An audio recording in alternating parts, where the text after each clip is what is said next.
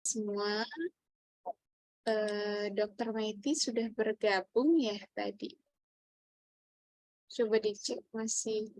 Oh, sepertinya terkeluar sebentar. Baiklah bunda-bunda semua, kami informasikan kita menanti Dokter Maiti untuk bergabung kembali ya. Nanti insya Allah ketika beliau bergabung akan langsung kita mulai untuk webinar series kita pada pagi hari ini. Tapi sembari kita menunggu Dokter Maiti, saya mau sapa dulu para peserta yang mendaftar. Boleh komen dari kota mana saja. Yang pastinya ini dari seluruh Indonesia ya. Bahkan ada yang dari luar negeri juga, Masya Allah. Nah, ini Dokter Maiti sudah bergabung kembali.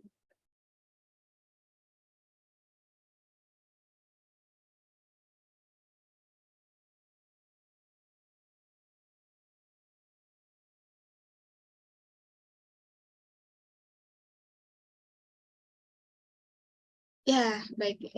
Alhamdulillah. Assalamualaikum Bunda, suaranya terdengar?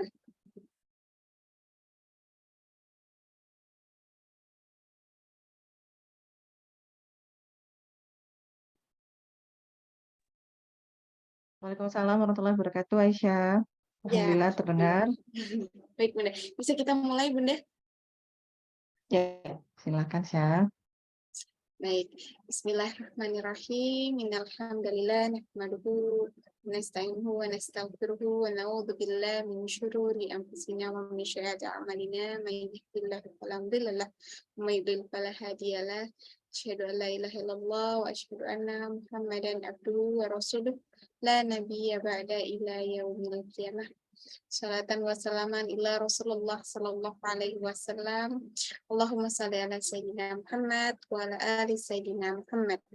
Puji dan syukur rahmat Allah Subhanahu wa taala yang mana di pagi hari Ahad yang berbahagia ini kita diberikan kesempatan oleh Allah Subhanahu wa taala untuk saling bertalabul ilmi melalui media virtual ya, melalui Zoom.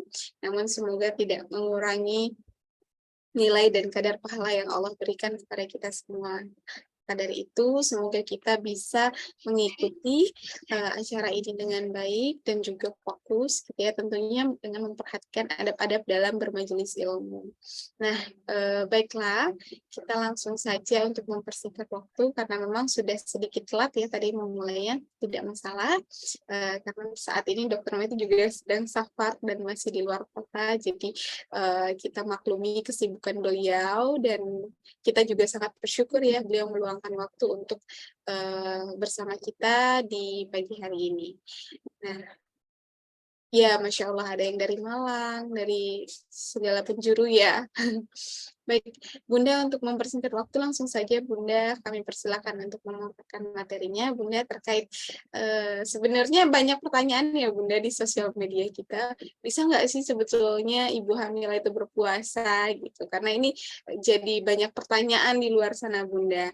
Nah mungkin Bunda akan memberikan penjelasan yang ilmiahnya Bunda ya supaya para peserta untuk bisa memahaminya dan insya Allah akan melahirkan generasi-generasi yang sehat. Begitu Bunda. Silakan Bunda.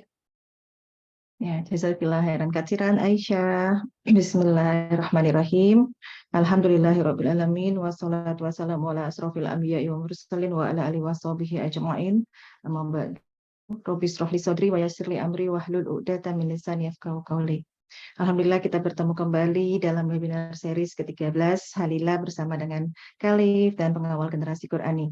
Hari ini Bunda akan sharing. Semoga Allah ridhoin talabul ilmi kita pada hari Ahad pagi ini menjelang bulan Ramadan yang kita rindukan, kita nantikan. Insya Allah kita sampaikan, Allah izinkan kita sampai di sana. Baik, hari ini temanya bisakah ibu hamil dan menyusui berpuasa? Nah, sebenarnya ini semua harus diawali dengan tinjauan fikih ya. Karena ibadah apapun dilakukan harus dengan ilmu ya. Jadi ilmu yang harus kita pelajari tentunya ilmu yang mendasar atau ilmu syariat. Nah, jadi Insya Allah Bunda bukan seorang ahli fikih, namun kita sedikit menukil dari ayat-ayat Quran dan hadis-hadis sahih yang berkaitan dengan bagaimana sebagai seorang wanita ya, khususnya seorang ibu hamil dan menyusui melakukan berpuasa.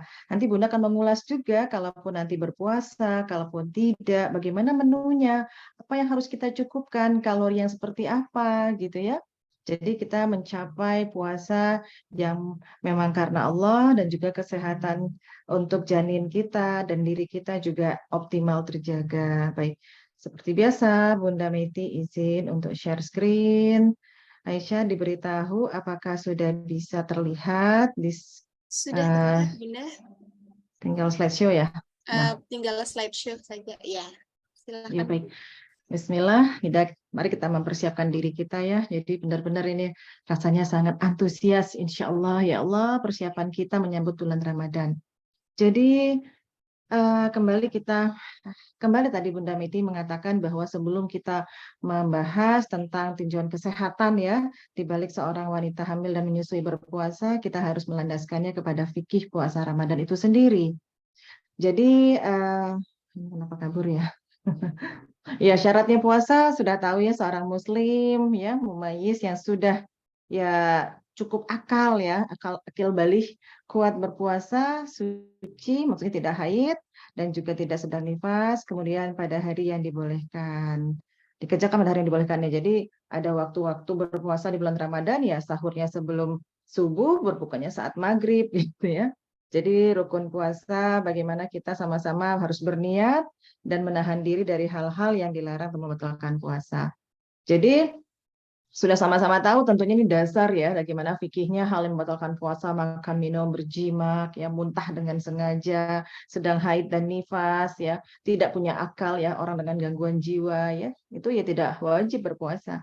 Kemudian ada hal-hal yang dapat mengurangi nilai berpuasa ya, Allah membenci ketika kita berpuasa bukan hanya kita menahan lapar dan dahaga, tapi juga jangan sampai kita bertengkar, berkata dusta, berperilaku curang, ya satu hal-hal yang sifatnya adalah maksiat.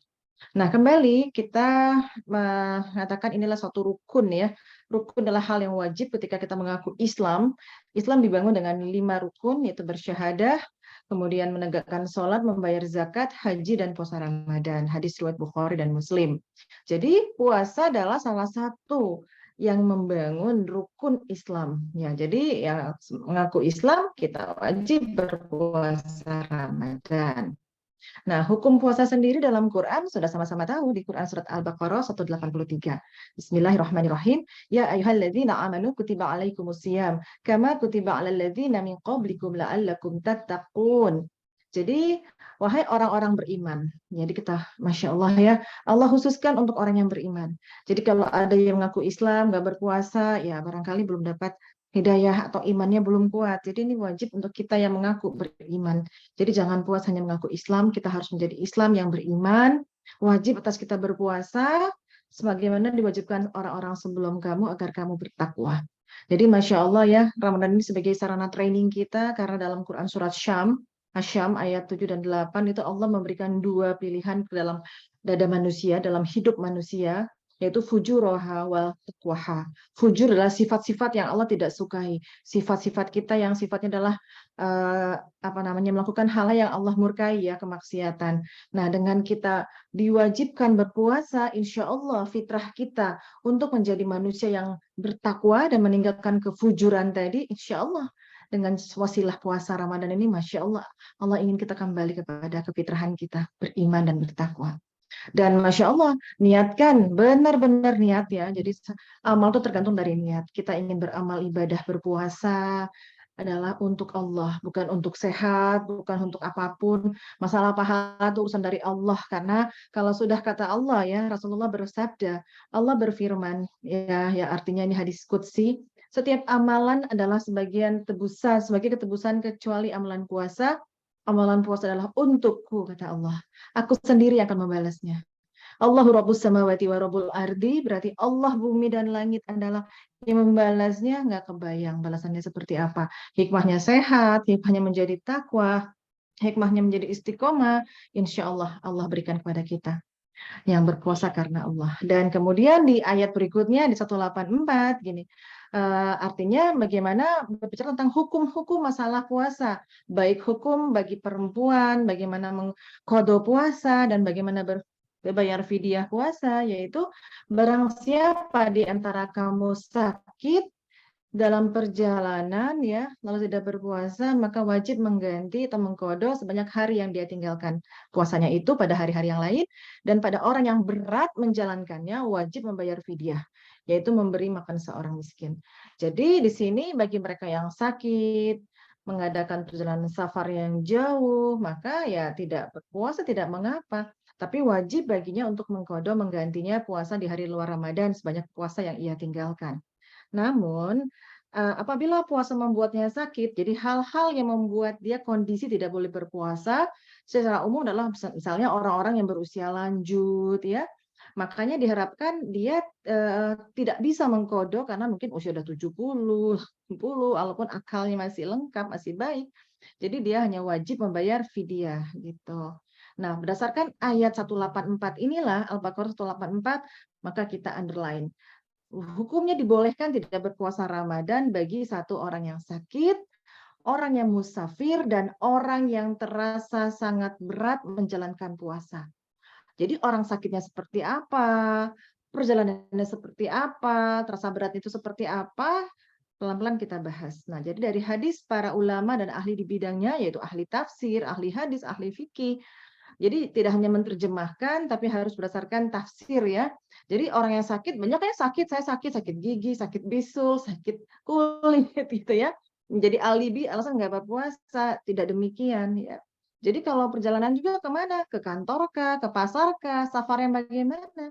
Jadi kita harus tahu bahwa sakit yang membolehkannya ia tidak berpuasa adalah sakit yang menimbulkan kesulitan berat atau menyebabkan kerusakan bagi dirinya. Ya, contohnya adalah orang-orang yang sakit kronis. Misalnya orang yang stroke sedang, ya kalau koma ya nggak sedang berakal ya. Orang yang sedang cuci darah, orang yang sedang sakit kanker gitu ya, yang sedang kemoterapi, orang yang sakit sesak paru-parunya, misalnya infeksi kronis ya. Orang-orang penyakit-penyakit yang sangat-sangat berat, yang mengkhawatirkan apabila dia kurang nutrisi, kurang cairan, maka akan bertambah parah penyakitnya, bahkan proses kesembuhannya. Berarti di sini sakitnya adalah sakit yang kronis ya.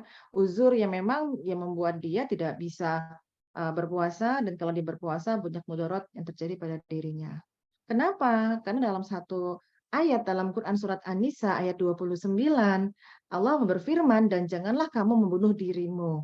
Sesungguhnya Allah adalah Maha Penyayang padamu. Jadi Allah nggak suka juga kita nyakitin diri sendiri. Saya mau puasa, padahal saya sedang kemoterapi misalnya.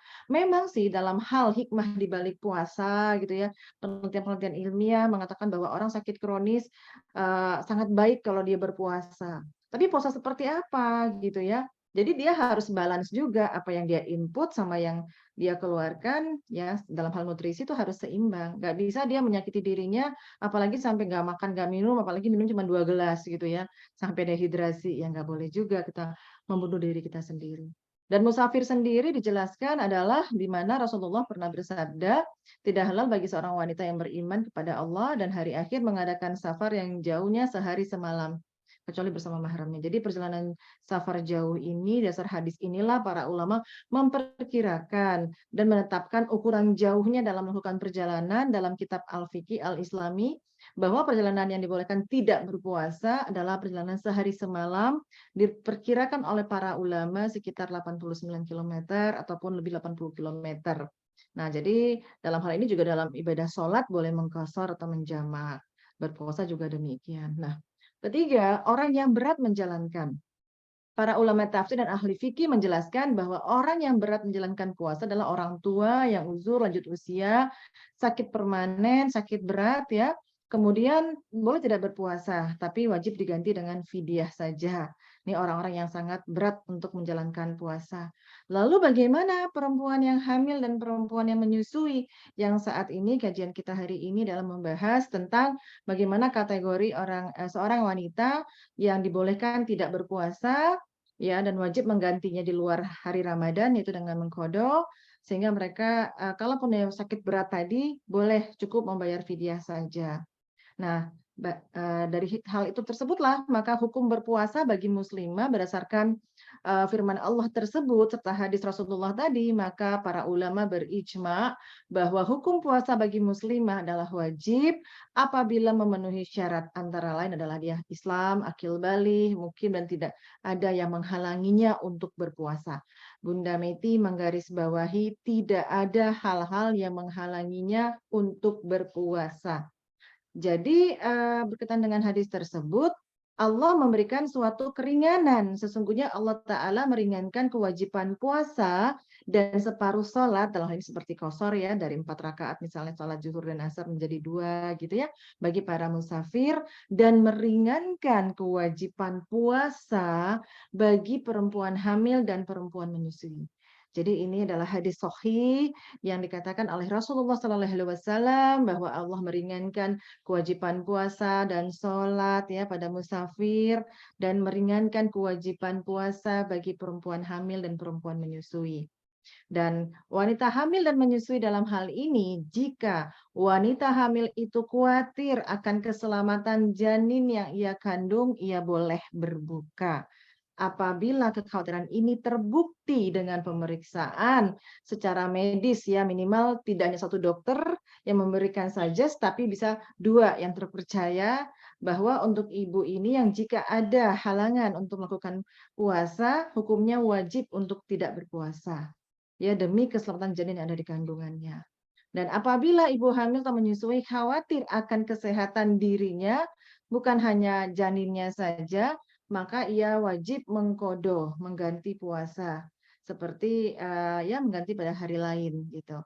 Tapi juga kalau misalnya beberapa ulama sepakat bahwa sang ibu tuh boleh berbuka. Intinya boleh berbuka, tidak wajib, karena dalam hadis sahih tadi juga Allah memberikan keringanan gitu ya. Jadi garis bawahnya adalah tidak wajib, dan mayoritas ulama mewajibkannya hanya mengqadha, dan sebagian ulama lagi boleh kedua-duanya, mengqadha dan membayar fidyah. Dari Ibnu Umar dan Ibnu Abbas radhiyallahu an membolehkan hanya dengan membayar orang miskin setiap hari sejumlah hari yang ditinggalkan ya. Bahkan ada yang hanya membayar fidyah saja, tidak mengqadha hari yang ia tinggalkan puasa di bulan Ramadan. Ini hadisnya sahih dari riwayat Ibnu Abbas ya, yang merawinya dari hadis sahih tentunya. Jadi dalam hal ini kita juga harus tahu bagaimana kalau kita nanti meninggalkan puasa dalam saat kita hamil dan menyusui, kita tahu niatnya ya.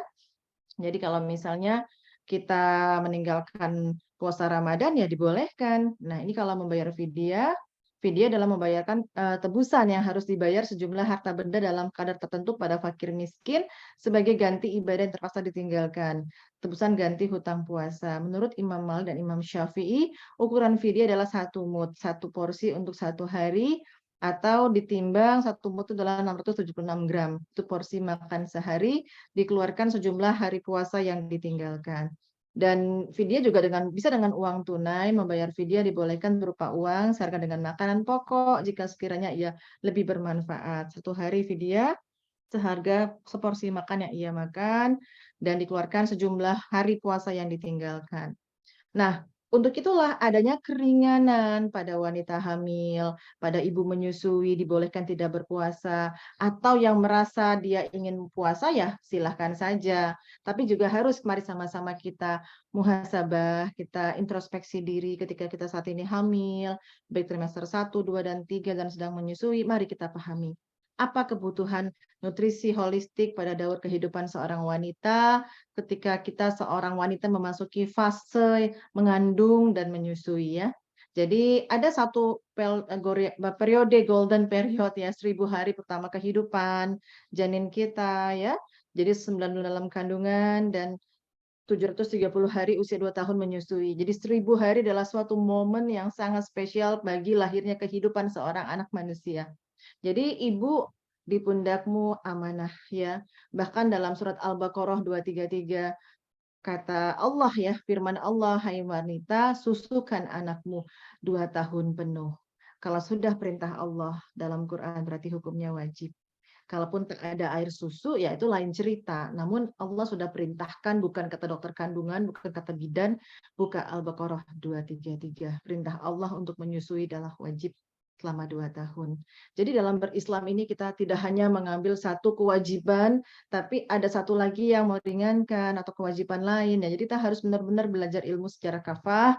Jadi ketahuilah para wanita, para ibu, ketika Anda hamil, usia kehamilan trimester 1, kita diharapkan secara tinjauan saintifik makanan kita sehari harus ada tambahan 180 kilokalori dan air ditambah 300 cc. Jadi kalau hitungan cc kita adalah 30 cc per kilogram berat badan, silahkan dicatat ya. Kalau berat ibu adalah 60 kilo, berarti 1.800 minimal untuk diri ibu. Tambahkanlah 300 cc. Berarti berapa? 2.100 lah. Untuk ibu hamil trimester 1 yang berat badan 60 kilo. 2.100 dibagi 2. Sahurnya sekitar 1.050 cc, berbukanya 1.050 cc. Kalau ibu tidak cerdas, ibu tidak bijak, apa yang terjadi? Defisit hari demi hari kekurangan cairan pada ibu hamil trimester 1 menimbulkan apa? Kekurangan cairan ketuban, dan darah ibu menjadi lebih mengental, nutrisinya jadi macet jalannya ke plasenta, karena sirkulasi antara dinding rahim ke plasenta adalah satu rambut dibagi 7 halusnya, ya, mikrometer. Jadi kalau makin darahnya lebih menggumpal atau kurang cair, maka jalannya macet. Bagaimana anaknya? Teriak-teriak minta tolong. Dalam hal penambahan kalori saja kita harus cerdas dalam hal ini. Ya, insya Allah. Kemudian trimester kedua sudah masuk sekitar 14 pekan kehamilan, ya, 13 pekan sampai 28 pekan kehamilan. Ibu harus menambah lagi kalori 300 dan air juga sama seperti ini. Nah, kalori-kalori yang defisit ini terus-menerus, inilah yang kadang-kadang kita tidak sadar puasa makannya cuma sepiring, setengah piring, atau kadang-kadang nggak sahur. Ibu ingat, kalau ibu mementingkan pahala puasa, tapi anak ibu yang tidak bisa bicara, kekurangan nutrisi, kekurangan cairan, bagaimana rasanya? Sepertinya jolim ya Bu ya. Sementara kita berusaha menjadi madrasatul ulam, menjadi ibu terbaik, menyiapkan generasi, dia hanya numpang 9 bulan di perut kita gitu. Nah, untuk hal ini nggak tahu, ya jangan sampai kita dianggap jolim sebagai seorang ibu. Ya, demikian. Trimester 3 juga sama, kilokalori. Jadi seperti apa Bunda akan ajarkan.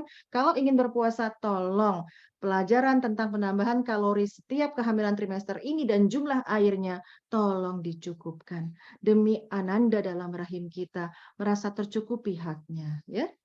Kemudian, kenapa sih kita hamil itu harus nambah berat badan, Bunda? Saya nggak nambah. Ya oke, bagi yang tidak menambah ya tidak apa-apa. Ini kan secara universal. Kami sebagai obstetrician membaca beberapa penelitian-penelitian ini ya. Adanya penambahan berat badan normal di trimester tersebut adalah untuk bisa menambah berat badan janin.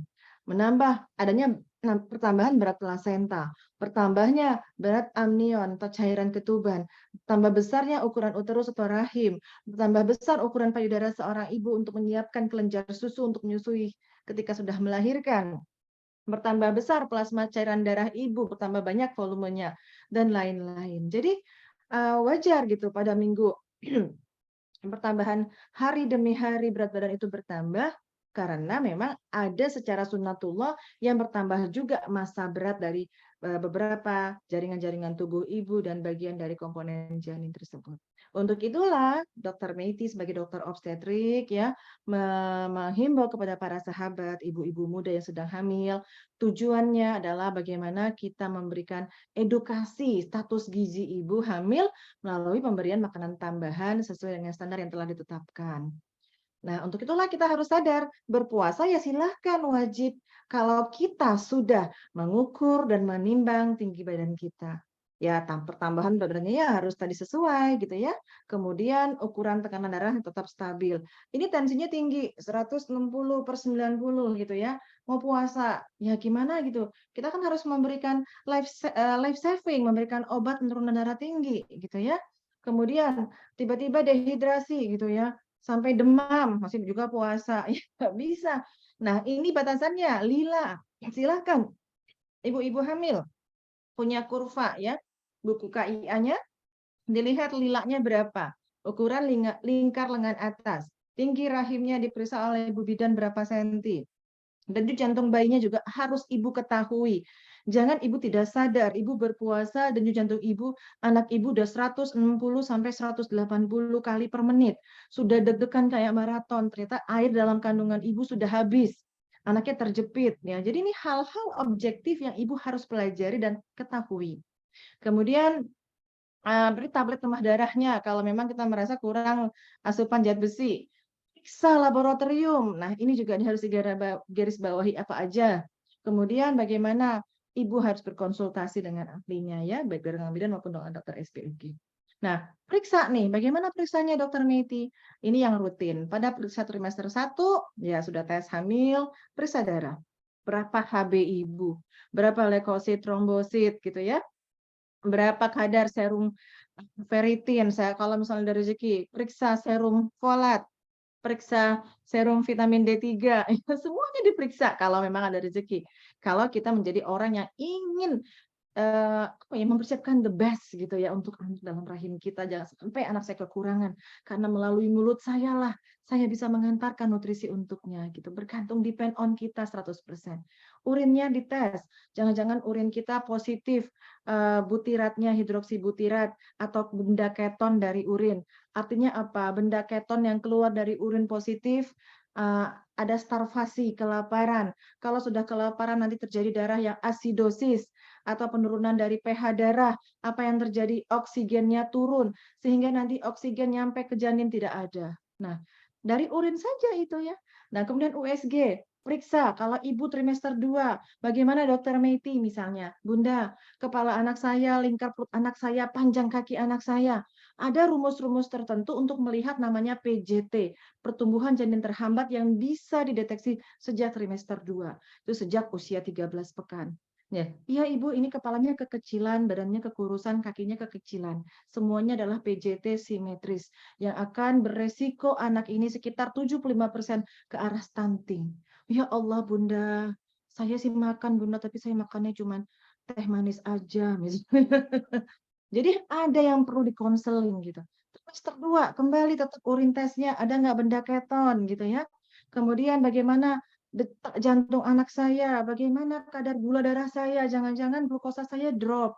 Kalau glukosa saya drop, bagaimana nanti energi pembelahan sel yang terjadi detik demi detik anak saya akan membelah untuk menjadi lebih besar. Ya, bagaimana USG juga dilakukan untuk melihat tadi proporsional pertumbuhan kepala, perut, dan kaki. Trimester 3 juga demikian ya. Jadi ibu yang Anda berada di trimester 1, 2, 3 sangat bijak hari ini setelah Bunda memberikan kajian, besok cek semuanya. Kalau semuanya fine-fine saja silahkan untuk berpuasa. Tapi kalau ibu hanya ya saya mau wajib puasa, tapi ibu lupa ada sesuatu yang bergantung dalam perut ibu. Jadi jangan jolim. Yang non rutin, persaudaraan dan lain-lain saya tidak anjurkan. Ini hanya untuk screening-screening bagi mereka yang berisiko cacat janin. Nah, sasaran tadi adalah mencegah. Kalau ibu yang sudah tahu adanya kekurangan-kekurangan nutrisi, HB-nya rendah, ya. Berapa sih HB yang normal, Dokter Meiti, yang ideal untuk seorang ibu hamil? Yang sebelum hamil itu minimal 11 gram per desiliter.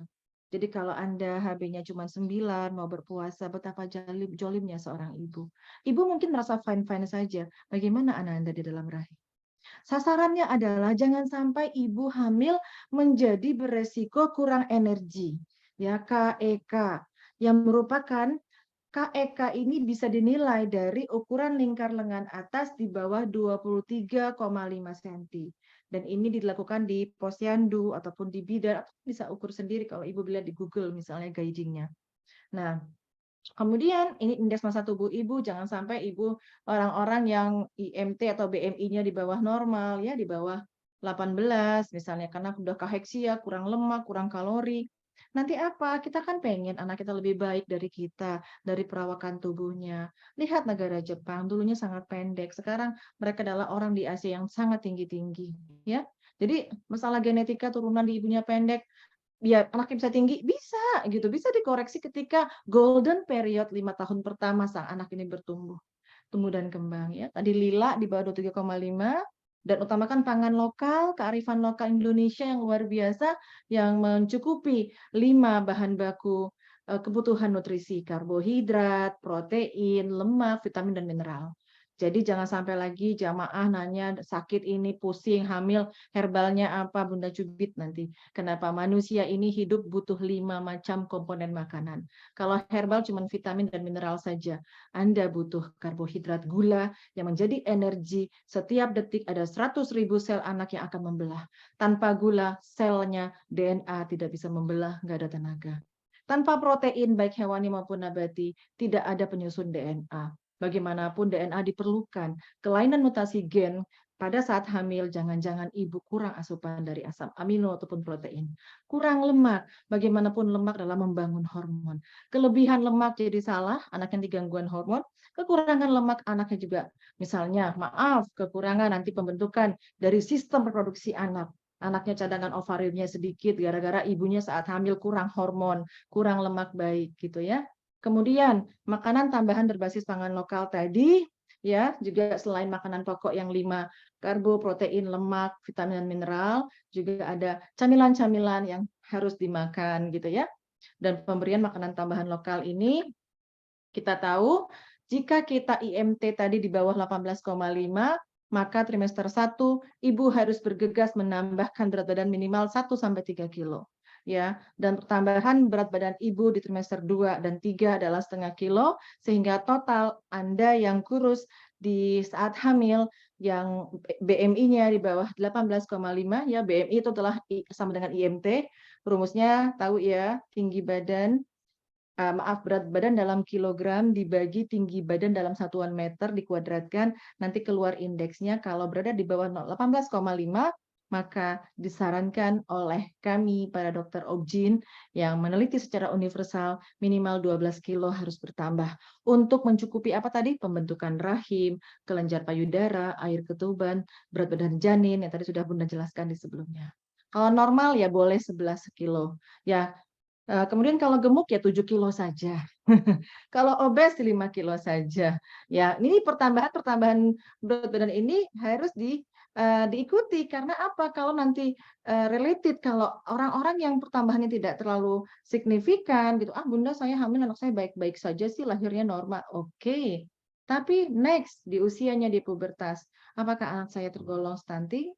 Apakah anak saya tergolong intelijensianya baik? Jangan-jangan nutrisinya kurang saat golden period, yaitu 1000 hari dalam kandungan tadi. Nah, jadi prinsip utama tadi ketika kita merasa bahwa lila saya rendah, IMT saya rendah, saya juga makannya nggak mencakup 5 komponen tadi, maka diwajibkan ibu-ibu yang resiko kekurangan energi kalori tadi harus diberi makanan tambahan sampai 90 hari atau selama 3 bulan ke depan ya. Harus dengan prinsip-prinsip gizi seimbang dan juga selingan-selingan makanan.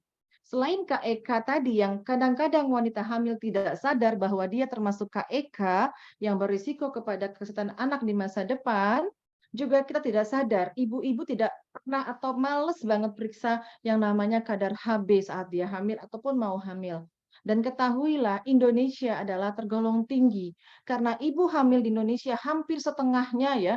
Jadi kalau di total negara kita ini 287%, 287 juta jiwa semuanya, taruhlah setengahnya wanita, 100 juta saja gitu ya. Jadi 50 jutanya usia reproduksi, kalaupun mereka hamil setengahnya itu, berarti ada sekitar 20 juta ibu hamil di Indonesia adalah anemia. Data tahun 2019. Maka tak heran Indonesia adalah negara stunting paling tinggi di Asia Tenggara saat ini. Negara yang kaya raya. Masya Allah, kenapa ibu hamilnya anemia? Ya, kondisi ini mengatakan bahwa anemia cukup tinggi di Indonesia menunjuki masalah severe public health problem.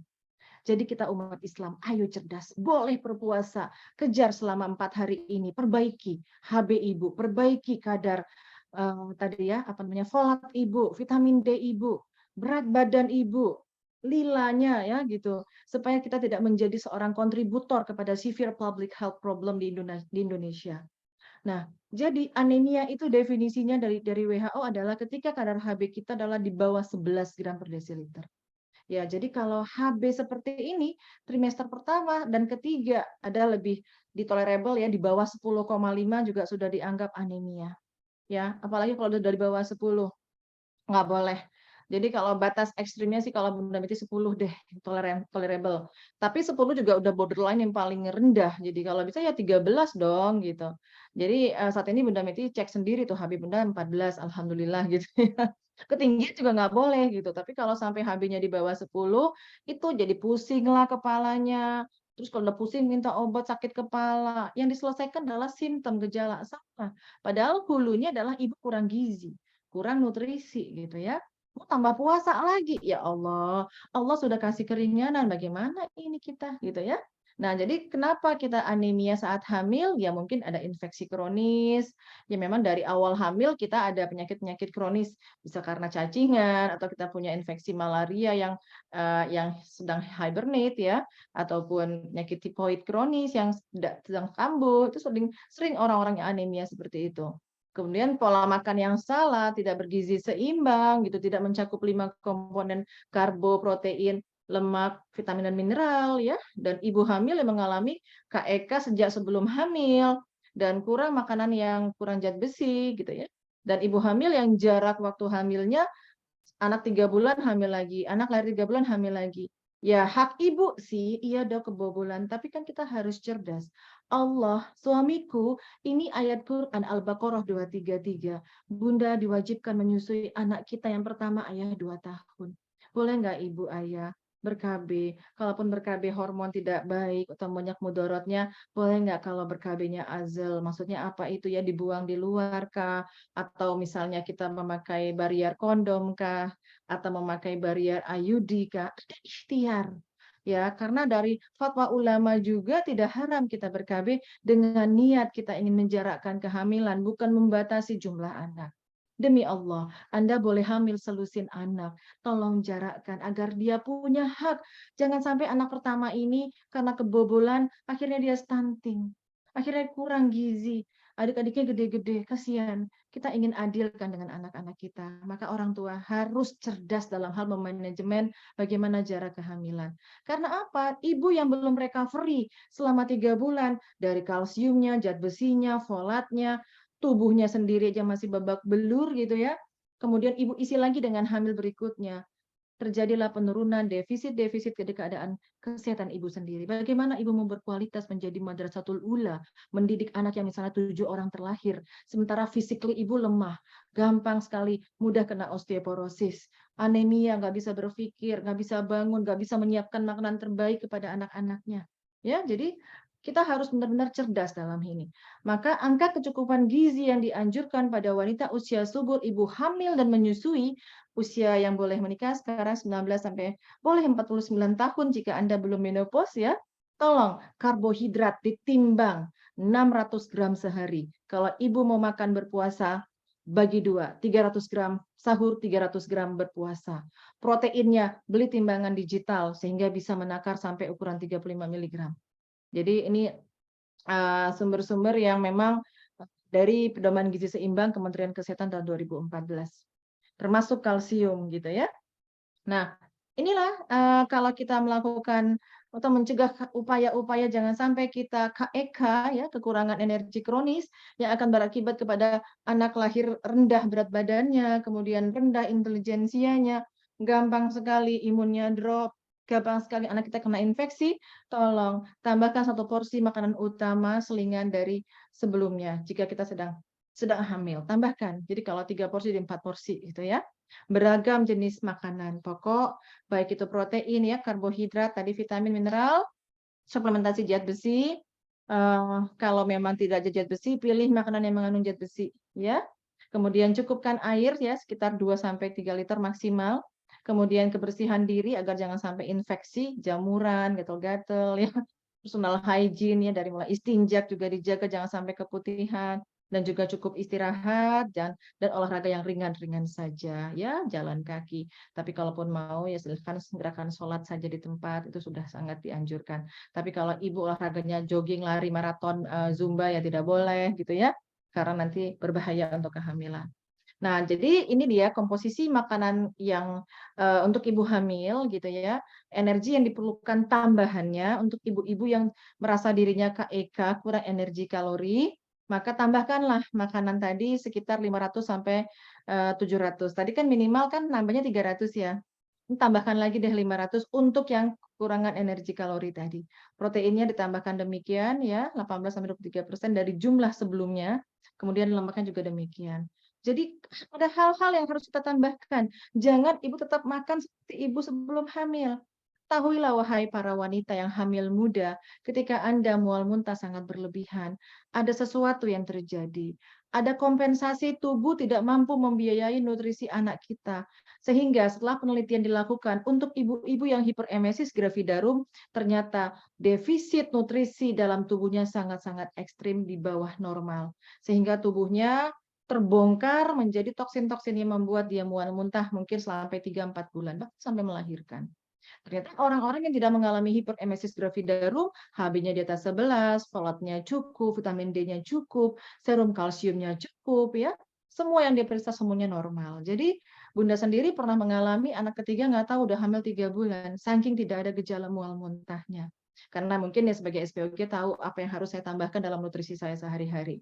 Jadi kalau ada ibu yang mual muntah bawaan bayi, bukan Bunda. Itu Bunda kekurangan nutrisi, kekurangan hormon, gangguan lain-lain. Ya.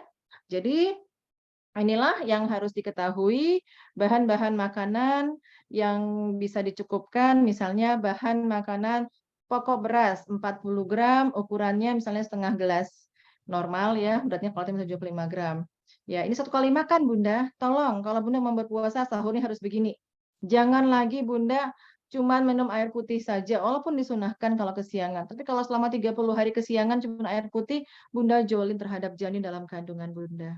Ya, tolong ini sudah Bunda Miti selampirkan dari buku Kementerian Kesehatan. Silahkan beli timbangan atau satuan pengganti dengan beberapa takaran misalnya gelas gitu ya. Silahkan. Ini wajib 1 kali makan saat Bunda sahur. Oke. Nah, jadi ini contohnya ya. Pemenuhan gizinya silahkan bisa dilihat sendiri, nanti slide-nya akan dikasih kepada para jamaah semuanya. Jadi tolong jangan sampai Bunda mau puasa asal-asalan. Lihat bagaimana anak kita dalam janin yang setiap hari akan bertumbuh 100.000 sel yang membelah.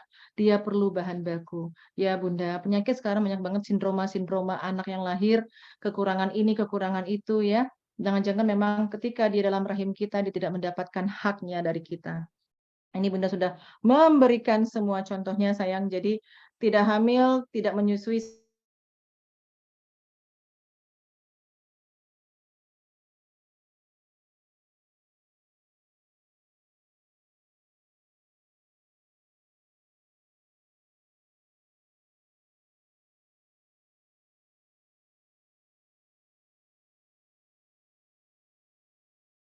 Mohon maaf, sepertinya sinyal Dokter Maiti agak sedikit terputus ya, mungkin ada telepon gitu ya. Jadi kita tunggu sebentar ya.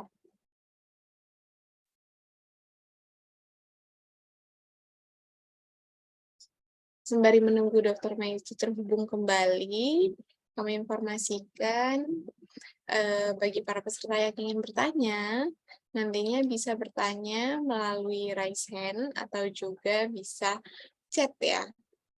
Dengan format untuk menuliskan namanya terlebih dahulu, lalu asal daerahnya, ya, baru kemudian pertanyaannya. Ya, sembari menunggu Dokter Meti terhubung kembali.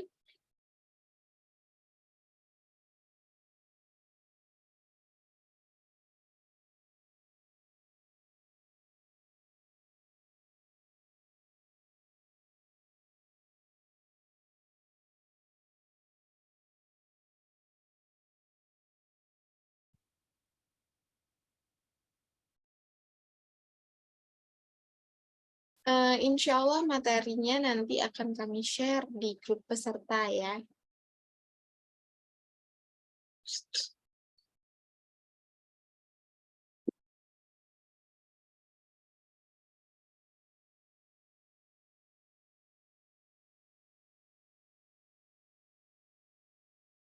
Ya, pertanyaannya boleh dituliskan di Q&A ya. Di handphone masing-masing atau di laptopnya itu ada Q&A, silahkan dimasukkan di sana, nanti insya Allah akan dijawab ya.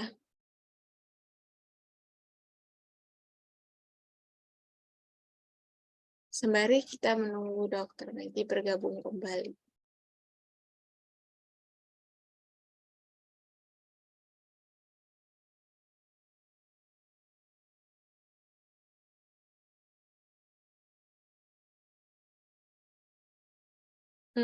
Sepertinya masih terkendala sinyal. Saya coba hubungi beliau terlebih dahulu.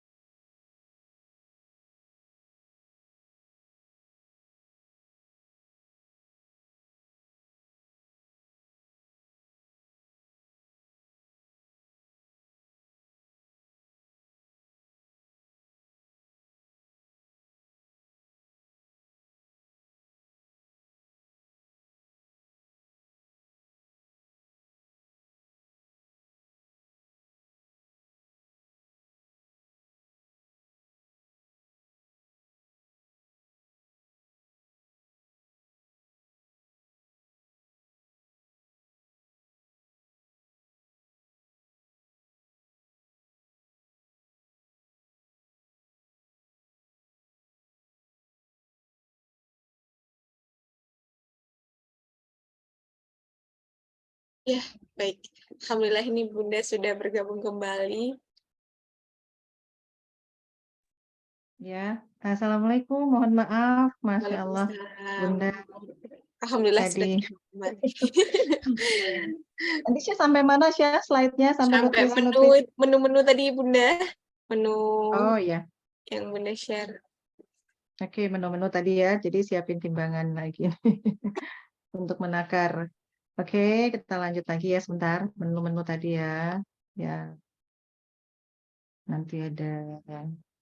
Oke, ini kayaknya ya tadi. Oke. Yang Nah, ini ya. 38. Iya, bukan. Nah, ini. Jadi, ini saya. Ah, iya Bunda. Nah, jadi kita sambung lagi. Bismillah. Ini ya. Iya benar Mappingnya Bunda. silakan mappingnya seperti ini. Siapin timbangan, siapin ukuran pengganti gelas-gelas dan piring-piring seperti ini. Kalau memang benar-benar kita mau makan, mau berpuasa gitu ya. Ini sehari seperti ini ya. Untuk konsumsi 1 hari. Misalnya 5 porsi piring. Ya ini 5 porsi piring ini 100 gram kali 5. Ya dibagi 2, berarti makannya 2 piring nasinya. Sahur dan berbuka. Harus. Bisa ya. Kalau Bunda ingin. Jadi ada ikannya ini, ada 1 ya. Ini lihat ada telur gitu ya. Nah ini untuk sahurnya segini. 1 ekor ikan dan 1 butir telur juga demikian ya. Nah, nasi ya boleh 5, boleh gimana, tapi intinya nih ya cukupin 4 porsi ya sayur, berarti 2 porsi sayur saat sahur, 2 porsi sahur saat berbuka, buah juga demikian 2 buah pisang saat sahur, 2 iris pepaya saat sahur. Nah begitu, jadi kalau makannya cuma sebutir kurma ya bukan salah sih, baik gitu ya, halal, tapi kekurangan tadi karena kita adalah sesuatu yang punya kespesialan itu hamil, baik itu trimester 1, 2, dan 3 ya. Nah, apalagi ini ya menyusui. Jangan sampai bunda-bunda yang sudah menyusui itu anggap sepele dengan tidak melihat bagaimana betapa bertambahnya proporsi saat menyusui. Karena yang disusui adalah anak yang sudah beratnya 3, 4, 5, sampai mungkin 9, 10 kilo nanti usia 2 tahun. Nah, jadi kalau ibu masih bertahan dengan makan saat sebelum ibu hamil, inilah yang terjadi. Sangat-sangat miris. Yang pertama, ibu-ibu Indonesia itu gampang sekali kena anemia. Ya, kemudian apalagi kurang gizi, anak 5, giginya ompong 5, gampang kena osteoporosis, sehingga gampang sekali kena penyakit osteoartritis lah, badannya cepat membongkok lah, kadang rambutnya rontok, berlebih-lebihan ya. Yang awalnya tinggi jadi tambah pendek karena proses pembungkukan karena osteoporosis. Karena tadi, dan yang kedua adalah kurangnya protein sehingga kolagen tubuhnya itu tidak terjaga, banyak sekali yang prolaps dari organ panggul saat melahirkan. Sebenarnya tidak salah punya anak banyak, tapi kita tidak mencukupi hak tubuh kita untuk dapat mensintesis kolagen sampai usia lanjut. Sehingga ada pasien usia 35 tahun, anaknya baru 3, rahimnya sudah keluar melorot, tidak bisa dimasukkan. Akhirnya Bunda lakukan histerektomi atau angkat rahim dari luar vagina ya, dari luar karena sudah melorot, karena saking molornya lah serat otot tubuhnya ya, termasuk payudara ya. Kalau payudara sih nggak terlalu penting, tapi kalau rahim sampai melorot, kandung kemih sampai melorot, rektum atau usus besar sampai melorot dari liang vagina, bukan karena Allah jolim, karena kita tidak tahu mencukupi hak tubuh kita. Hati-hati ibu menyusui. Anda harus memenuhi kebutuhan nutrisi diri sendiri dan bayi yang semakin besar tubuhnya. Untuk bisa memproduksi ASI, nutrisi terbaik yang mengandung begitu banyak zat-zat tumbuh kembang bayi kita, terutama sel-sel otak anak-anak kita ya. Dan mencegah terjadinya penyakit penyakit ya, maksudnya ya dengan memberikan ASI kan kita mentransfer antibodi yang tidak dapat dari suplemen lain. Ya, jadi jangan sampai ibu tidak mencukupi nutrisi, akhirnya kesehatan ibu menurun, tenaganya menurun, energinya menurun, ibu jadi orang yang sangat lemah. Nah, untuk itulah Allah Maha Tahu, Maha Sempurna, Allah Al-Khabir yang menyeimbangkan seluruh ciptaannya. Ya, jadi kata Allah dalam Quran surat Nur ayat 10, ruhsyah, kita bicara tentang ruhsyah. Apa itu? Dan sekiranya kalau bukan karena karunia Allah dan rahmatnya kepadamu, niscaya kamu akan menemui kesulitan. Karena Allah tahu begitu ribetnya kebutuhan nutrisi yang harus secara saintifik sudah diteliti. Kebutuhannya segini kalori, kebutuhannya segini cairannya, kebutuhan zat besinya segini. Allah kasih kemudahan, rahmat Allah, kasih sayang Allah. Ini perkataan Allah dalam Quran, namanya ruhsyah. Ibu tidak dilarang berpuasa sayang, silahkan. Tapi ibu, kajian hari ini Bunda hadir memaparkan betapa ibu harus cerdas, sampai takarannya juga harus ibu persiapkan agar janin di dalam ibu tidak, dalam rahim kita tidak kekurangan nutrisi. Karena 9 bulan lah dia cuma menumpang dalam perut kita. Kasih yang the best untuknya, anak kita. Bukan saja sekedar anak saya lahir Bunda 3 kilo, oke. Lihat ketika dia usia pubertas. Kok anak si Fulanah besar, tinggi, cerdas, energi, kok anak saya gampang sekali batuk pilek, sakit-sakitan, reaksi imunnya terlalu berlebih-lebihan. Banyak penelitian kejadian penyakit anak di masa depan karena perilaku sang ibu saat hamil yang kurang memberikan hak sang orang janin dalam kandungan. Dari ruhsyah itulah kemudian kita menukil dari hadis sahih, dari hadis riwayat Ibnu Hibban nomor 742, disahihkan dari hadis riwayat Albani, ya, dari Abdullah bin Umar radhiyallahu an, Rasulullah sallallahu alaihi wasallam bersabda, ambil sebagaimana Allah membenci ketika maksiat keberanian dilakukan. Jadi kalau dibuat komparatif, Allah benci orang, bukan benci ya, Allah nggak suka dengan orang yang maksiat. Sebegitunya Allah sangat bahagianya luar biasa kalau rusyah yang Allah tawarkan kepada hambanya diambil. Kalau kita merasa tidak mampu menakar yang begitu nutrisi dibutuhkan untuk kita saat berpuasa, ambillah rusyah. Perkataan Allah, perkataan Rasulullah. Ibarat sebuah supermarket atau mall, ada diskon ya Bu, jual baju muslimah gamis. Diskon hari ini 50%. Bunda datang, Masya Allah ada diskon. Senang banget ya kita dapat kemudahan dari sang pemilik departemen store 50%. Kita ingin membeli dibandingkan yang 100% harga normal. Terus kita ke kasir, kita bawa baju yang tadi sudah di labeling 50% nih. Dari si punya toko kan dikasih labeling 50%. Bu, saya bayarnya 100% aja deh, saya nggak mau bayar 50%. Gimana secara apa aja ya? Secara akal kita gitu. Nah, begitulah Allah. Allah sedang berikan rusyah kalau ibu tidak mampu menakar kebutuhan nutrisi anak ibu dan ibu males-malesan, ambil rusyah. Ya, karena Allah bahagia dengan kita mengambil rusyah.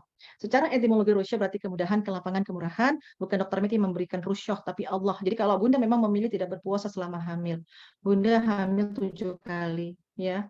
Ya, qadarullah 4 anak Bunda wafat. Ya, Bunda belum tahu ilmunya karena banyak penyakit infeksi saat Bunda hamil saat itu. Nah, ketika 3 anak ini Bunda berpuasa semua, dan Bunda memilih untuk mengkodonya juga, dan karena ada rezeki lebih, Bunda juga membayar fidyah. Bunda ambil dua-duanya. Ya, jadi rusyah itu adalah sesuatu hukum yang diatur secara syariat karena ada satu keuzuran, misalnya kita tadi hamil dan Bunda tidak bisa menakar makanan karena sedang berpendidikan sekolah dokter dan sekolah spesialis, Bunda ambil kemudahan itu. Bunda tidak berpuasa, ya. Jadi Bunda ganti dengan qada dan juga membayar fidyah. Ini curhatan sebagai seorang SPOG waktu itu sedang hamil.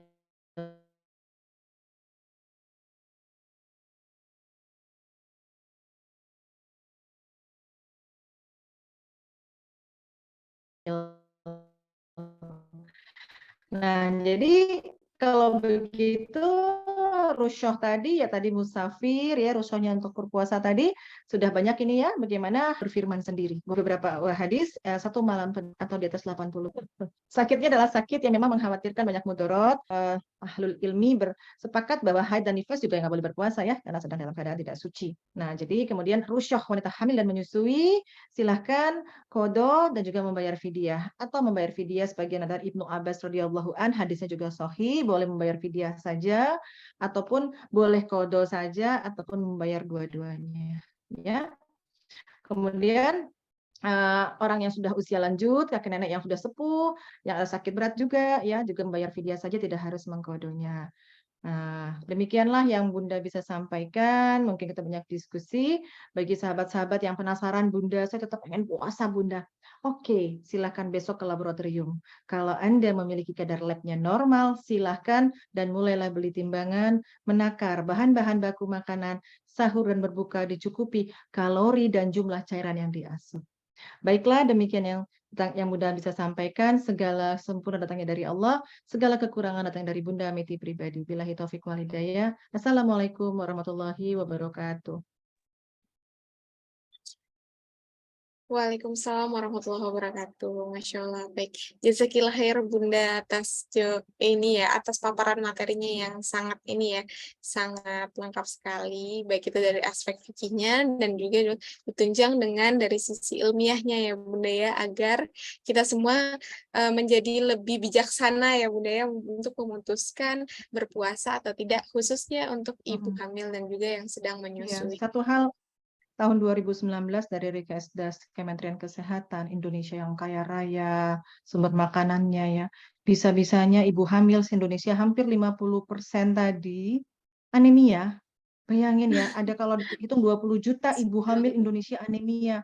Jangan sampai nanti akhirnya orang-orang hasad mengatakan gara-gara puasa jadinya stunting gitu kan. Ya, bukan puasanya yang salah sayang, tapi kitanya. Sehingga kalaupun kita diberikan rusyah sama Allah, ambillah kalau nggak mampu tadi menakar hal-hal yang sifatnya nutrisi wajib tadi. Ya, demikian. Iya Bunda, baik. Jadi memang penting ya Bunda ya untuk melakukan pemeriksaan, untuk kita tahu kualitas dari asupan nutrisi yang ada di tubuh kita dan juga siapin timbangan ya Bunda ya, untuk ditimbang sahurnya, berbukanya kalau memang mau berpuasa begitu. Jadi memang harus ekstra lebih lebih ini ya Bun, lebih diperhatikan nutrisinya karena bukan hanya untuk ibu saja gitu, jangan hanya asal kenyang karena yang terpenting juga janin yang sedang hamil dan juga mungkin bayinya yang sedang diasihi gitu. Baik, karena sudah banyak pertanyaan juga yang masuk nih Bunda, kita mungkin persilahkan untuk yang raise hand dulu ya. Kalau seandainya ada peserta yang raise hand, silahkan boleh raise hand. Namun untuk ini pertanyaan yang masuk itu kita bacakan yang masuk di Q&A ya. Bunda bisa lihat Bun, ada kolom Q&A di bagian bawah. Oke, Bunda baca sekalian ya. Oke, baik. Bisa Bunda Ini baca apa nih? yang Q&A Bun. Oke, dari Ibu Rani di Tasik. Assalamualaikum, izin bertanya. Waalaikumsalam. Bagaimana tipe puasa saat menyusui anak yang baru 5 bulan supaya kuat? Oh, ya tadi jawabannya sudah ada di slide saya semua. Kalau diulangi lagi, ntar ngulang lagi deh kajiannya. Ya, oke. Ini ibunya tadi nyimak nggak sih? Maaf, Mungkin tipsnya tadi semuanya yang iya. tertinggal, nanti diberikan aja. Soalnya ibu harus ikuti dari awal sampai akhir. Tipsnya semuanya, dari mulai periksa dari ke dokternya, USG-nya, cek apakah, atau kalau ibu sudah melahirkan, lihat KMS ibu. Coba lihat kurva anak ibu, bagaimana? Kurvanya apakah di bawah normal atau di atas normal? Kalau di atas normal, terus periksa HB ibu, ya, periksa serum kalsium ibu, periksa vitamin D ibu. Kalau ibu so far so good, silahkan berpuasa dengan mencukupi nutrisi yang tadi sudah Dokter Meti mapping gambar-gambarnya sampai ukuran takaran beratnya sampai jenisnya sayang. Jadi tidak hanya tips ini tidak ya. Jadi jangan sampai lagi herbalnya apa, Bunda Cubit benar. Herbal tuh bukan solusi ya. Herbal hanyalah antioksidan. Kita perlu makan karbo, protein, lemak, vitamin dan mineral. Oke? Baik, Bunda teruskan. Berikutnya, hamil 20 minggu, Bunda kalau tidur suka mimpi, lalu pas bangun suka pusing dan sakit kepala, itu aman dan puasa. Bunda tidak tahu hubungan pusing karena mimpi, coba cek lab sayang. Ya, Ibu Meli Soleha, cek HB-nya berapa, jangan-jangan Ibu anemia, ya. Hamil 20 minggu, apalagi serum ferritin, serum asam folat. Bunda nggak bisa memeriksa dari cuman live Zoom saja. Jadi dunia sekarang sudah sangat canggih, laboratorium sudah bertebaran di mana-mana. Kalau kita terbatas dalam hal keuangan, bisa urus kartu BPJS. Untuk ibu hamil, dibolehkan untuk melakukan pemeriksaan sebanyak 3 kali, periksa laboratorium ke laboratorium yang dirujuk oleh BPJS tersebut. Untuk pemeriksaan darah rutin seperti HB, zat besi, kalsium, sampai nanti men-screening infeksi juga itu ditanggung oleh BPJS ya. Jadi Bunda tidak bisa bilang aman, tidak aman. Ayo lakukan periksa. Kita harus objektif. Bunda sebagai seorang klinisi, seorang yang tahu bagaimana kita menyarankan secara objektif, tidak karena pusing karena mimpi, tapi bagaimana kadar HB-nya. Kalau semua parameter lab-nya normal, silahkan. Karena kita berbicara ilmiah hari ini, bukan berbicara dari gejala saja. Baik, Bunda, saya busui dengan bayi 7 bulan, dengan kondisi bayi kenaikannya mepet banget dari target KMS. Apakah sebaiknya berpuasa? Tidak berpuasa. Ingat Bu, 5 tahun golden period yang tidak bisa lagi kembali anak kita ke masa lalunya. Demi Allah, berikanlah haknya semaksimal Ibu mampu.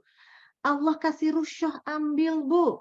Kodok ya, bayar fidyah, terserah. Mau kodok saja boleh, mau bayar fidyah boleh.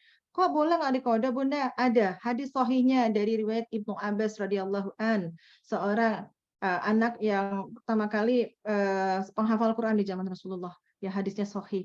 Jadi kalau nanya Bunda bayar fidyah saja karena saya hamil hampir 2 tahun sekali Bunda. Ya tidak masalah. Mau kodok juga hanya kodok silahkan. Mau dua-duanya silahkan. Karena pendapatnya memang berbeda-beda ya. Ijma'nya para ulama juga begitu. Jadi menurut Bunda untuk Ibu Dini tidak berpuasa ambil rusyah demi Allah. Allah akan bahagia ketika Ibu sadar, Ibu khawatir dengan bebe bayi Ibu yang mepet dengan kartu KMS mulai ke arah garis yang merah. Ya, anak Ibu tidak akan kembali ke masa usia balita 7 bulan. Ayo siapkan anak kita menjadi generasi muslim yang kuat, yang tidak sakit-sakitan. Ibu-ibu solehlah yang mempersiapkannya detik ini. Ya, baik. Kemudian dokter saya mau bertanya, normal berat badan saya hanya naik 1 kilogram setelah trimester 1.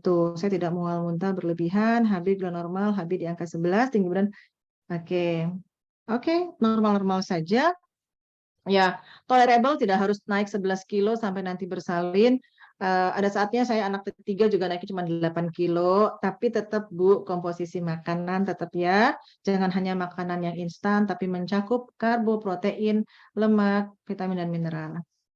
Silahkan saja trimester 1, tapi kalau misalnya Ibu merasa BB-nya tidak begitu optimal naik, dan nanti juga bisa memeriksa misalnya kadar serum ferritin, folat, dan vitamin D. Perlu ya, vitamin D itu kan membantu kalsium terserap ke dalam tulang. Banyak sekarang kita tidak tahu serum vitamin D itu penting banget karena kita tinggal di negara tropis, namun kita berhijab, tidak menyalahi hijab ya, Bunda juga berhijab. Tapi kadang-kadang tidak punya tempat private untuk berjemur di pagi hari selama 30 menit di matahari pagi yang kaya vitamin D. Sehingga vitamin D itu menjadi salah satu yang penting untuk membangun tulang anak kita dan diri kita juga, ya, memaintain kalsium dan hormon. Jadi kalau vitamin D-nya rendah gitu ya, kadang kalsium tidak bisa masuk ke dalam tulang anak kita atau janin kita, juga menjadi cikal bakal terjadinya stunting. Jadi cek semua lengkap-lengkap Bu. Kalau Ibu merasa tidak naik berat badan, cek parameter mikronutrien tadi, kadar HB, folat, vitamin D ya. Kalau semuanya normal silahkan saja berpuasa. Tapi kalau misalnya ada yang kurang, stop, ambil rusyah saja. Kemudian Bunda, saya hamil, baby saya 5 bulan. Baiknya saya puasa dimulai MPASI lebih dini ya. Kalau andalin ASIP baby saya mudi sama botol rata-rata. Oke. Babynya coba bagaimana berat badannya, panjang badannya. Bu, bayi 5 bulan jangan dipaksa untuk Ibu MPASI, ususnya belum sekuat bayi 6 bulan. Saya nggak mau coba-coba kepada baby ya Bu. Jangan berikan MPASI anak di bawah 6 bulan. Itu penelitian yang universal karena ada penyakit-penyakit ileus atau sumbatan karena kurangnya kemampuannya untuk mencerna makanan. Ya. Jadi tidak merekomendasikan Ibu mempercepat anak usia 5 bulan untuk MPASI hanya gara-gara Ibu ingin berpuasa. Saya memilih ambil rusyah. Maaf, Bunda beraliran memilih rusyah karena saya yakin ibu-ibu Indonesia belum secara apik memeriksa kadar laboratoriumnya, baik trimester 1, 2, dan 3 secara rutin. Berbeda dengan negara-negara barat sana. Mereka sebelum menikah saja sudah periksa lengkap-lengkap. Setiap trimester mereka periksa lagi ya. Kalau kita hanya mengandalkan dari gejala dan dari penampakan fisik saja tidak bisa. Makanya Bunda Meti melakukan, Anda boleh berpuasa, periksa dulu tensinya, kadar laboratoriumnya, parameter USG, lingkar kepala bayi, lingkar perut bayi, panjang dari femur atau tulang paha anak kita. Tanyakan kepada SPOG, hak seorang pasien bertanya, Dok, anak saya 13 pekan usianya. Karena penilaian untuk pertumbuhan janin yang proporsional usia trimester 2. Apakah anak saya tergolong pertumbuhan janin terhambat? Oh tidak Bu, normal, kepala, perut, dan kakinya proporsional. Silakan. berpuasa. Kadar lab ibu normal. Tapi kalau tiba-tiba iya Bu, kaki anak ibu pendek, perutnya kempes, kepalanya gede, jangan berpuasa. Ibu harus cukupi atau kejar karena salah satu faktor risiko anak-anak yang PJT atau pertumbuhan janin terhambat adalah ibu yang selama hamil diagnosanya adalah KEK, kekurangan energi kalori. Bukan ibu-ibu kurus ya, kekurangan energi kalori. Bedakan ibu kurus dengan kurang energi kalori ya Bu ya. Kalori adalah bagaimana satuan makanan tadi dikonversi menjadi ukuran kalori. Jadi, walaupun ibunya gemuk, tapi makannya nggak ada, juga nggak ada kalori yang masuk untuk anaknya. Ya, baik. Assalamualaikum, Dok. Ini, Dokter, apakah wasir dan mata minus memperangi proses kelahiran? Jika hamil tua, lebih baik sholat jamaah di masjid atau di rumah saja? Terima kasih. Wasir dan mata minus, kalau wasir atau ambien atau hemoroid ada grade 1, 2, 3, 4. Kalau grade 1, ibu stop semua makanan yang namanya tepung, daging, makanan pedas ya. Jadi ibu harus banyak makan sayur, makan buah yang dikunyah dengan sempurna. Banyak minum air putih dan mengurangi posisi berjongkok. Tapi ataupun duduk terlalu lama. Tapi kalau sudah grade 3, 4 itu sudah keluar kurang lebih 1 sampai 2 cm hemoroidnya. Apa yang dikhawatirkan? Hemoroid ataupun wasir adalah tonjolan dari pembuluh darah vena dari anus. Vena artinya pembuluh darah balik yang mengandung darah. Khawatir kalau anak kita melahirkan, mengedan, dia robek, darahnya tidak bisa berhenti, dan nggak mungkin sekonyong-konyong di kamar bersalin dijahit vena rektumnya. Ya, dikhawatirkan adalah perdarahan pasca salin dan terjadi shock dan lain-lain. Jadi proses kelahiran itu kalau tergantung grade-nya dinilai dengan pelihatan dokter bedahnya. Di grade berapa ibu? Kalau di grade 3 dan 4, saya sarankan ikhtiar tidak lagi makan yang tadi keras, pedas, ya, kurang cairan, banyak duduk, banyak jongkok. Kalau memang membaik dengan obat-obatan tertentu, ya insya Allah silahkan untuk kelahiran normal. Mata minus tolerable sih maksimal minus 4 dan 5. Di atas 5, Bunda menyarankan untuk tidak mengejan. Karena tekanan pada tinggi okuler pada mata. Ya, na'udzubillah min dzalik, bisa membuat ablasi dari retina. Ya, kebutaan. Karena memang luar biasa untuk mengedan itu ya Bu. Ya, bayangkan sampai pahalanya jihad fisabilillah kata Allah. Ya, jadi ada banyak yang perlu didiskusikan dengan dokter SPOG-nya Ibu sendiri. Oke, jika hamil tua, masalah sholat ya. Sebenarnya kalau sholat tarawih itu berjamaah ya. Kalau misalnya tempat terbaik wanita, satu hadis sahih di mana tempat terbaik wanita. Ketika Ibunda Khadijah bertanya kepada suaminya Rasulullah SAW, yang terbaik bukan ikut Rasulullah ke masjid, di dalam rumah, dan yang paling baik lagi adalah di dalam kamarnya. Ya, bahkan saf terbaik pada seorang wanita bukan di paling depan, tapi paling belakang ya. Luar biasa. Jadi luar biasanya ya dalam Islam kita lebih mulia berada di rumah. Nah demikian Bu, berada di rumah saja. Kemudian Assalamualaikum Bunda bertanya, Waalaikumsalam, apakah ibu menyusui yang anaknya sudah 1 tahun harus memenuhi kebutuhan nutrisi seperti yang Bunda share di slide atau makan seperti biasa saja memenuhi nutrisi anak melalui makanan pendamping ASI? Jazakallah Bunda. Bunda, kalau MPASI-nya sudah baik, ya Bunda memberikan ASI ya semau anak ketika ia ingin memberikan ASI ya silahkan, tidak seintens frekuensinya di bawah 1 tahun, tapi tetap memberikan ASI ya Bunda. Bunda, lakukan screening. Saya tidak bisa menilai bagaimana keadaan ibu. Lihat pertama kali secara physically bagaimana indeks massa tubuh ibu. Apakah ibu tergolong kurus, overweight, obesitas? Bagaimana kadar HB ibu? Bagaimana serum vitamin D ibu? Bagaimana serum kalsium ibu? Bagaimana serum serum folat ibu? Kenapa? Ketika kita ingin punya anak berikutnya yang kedua, ketiga, keempat, kelima, keenam, ketujuh, dan seterusnya, kita harus start over optimal lagi tubuh kita seperti masa gadis dulu. Supaya kita ketika nanti lanjut usia tidak menderita penyakit kekurangan nutrisi atau degenerative disease. Yang paling menonjol ketika tidak mencukupi asupan-asupan yang penting ya seperti kalsium, kita kena osteoporosis. Kita kurang protein, kita akan mengalami kekendoran otot, baik otot rahim, otot panggul, otot payudara. Kalau payudara sih no problem lah masalah estetika, tapi kalau rahim atau panggulnya melorot, bagaimanapun rahim akan gampang turun, vagina akan kendor ya. Banyak hal, bersin saja jadi buang air kecil ya, kadang ketawa aja jadi berkemih. Itu adalah kekurangan protein-protein pembangun dari otot.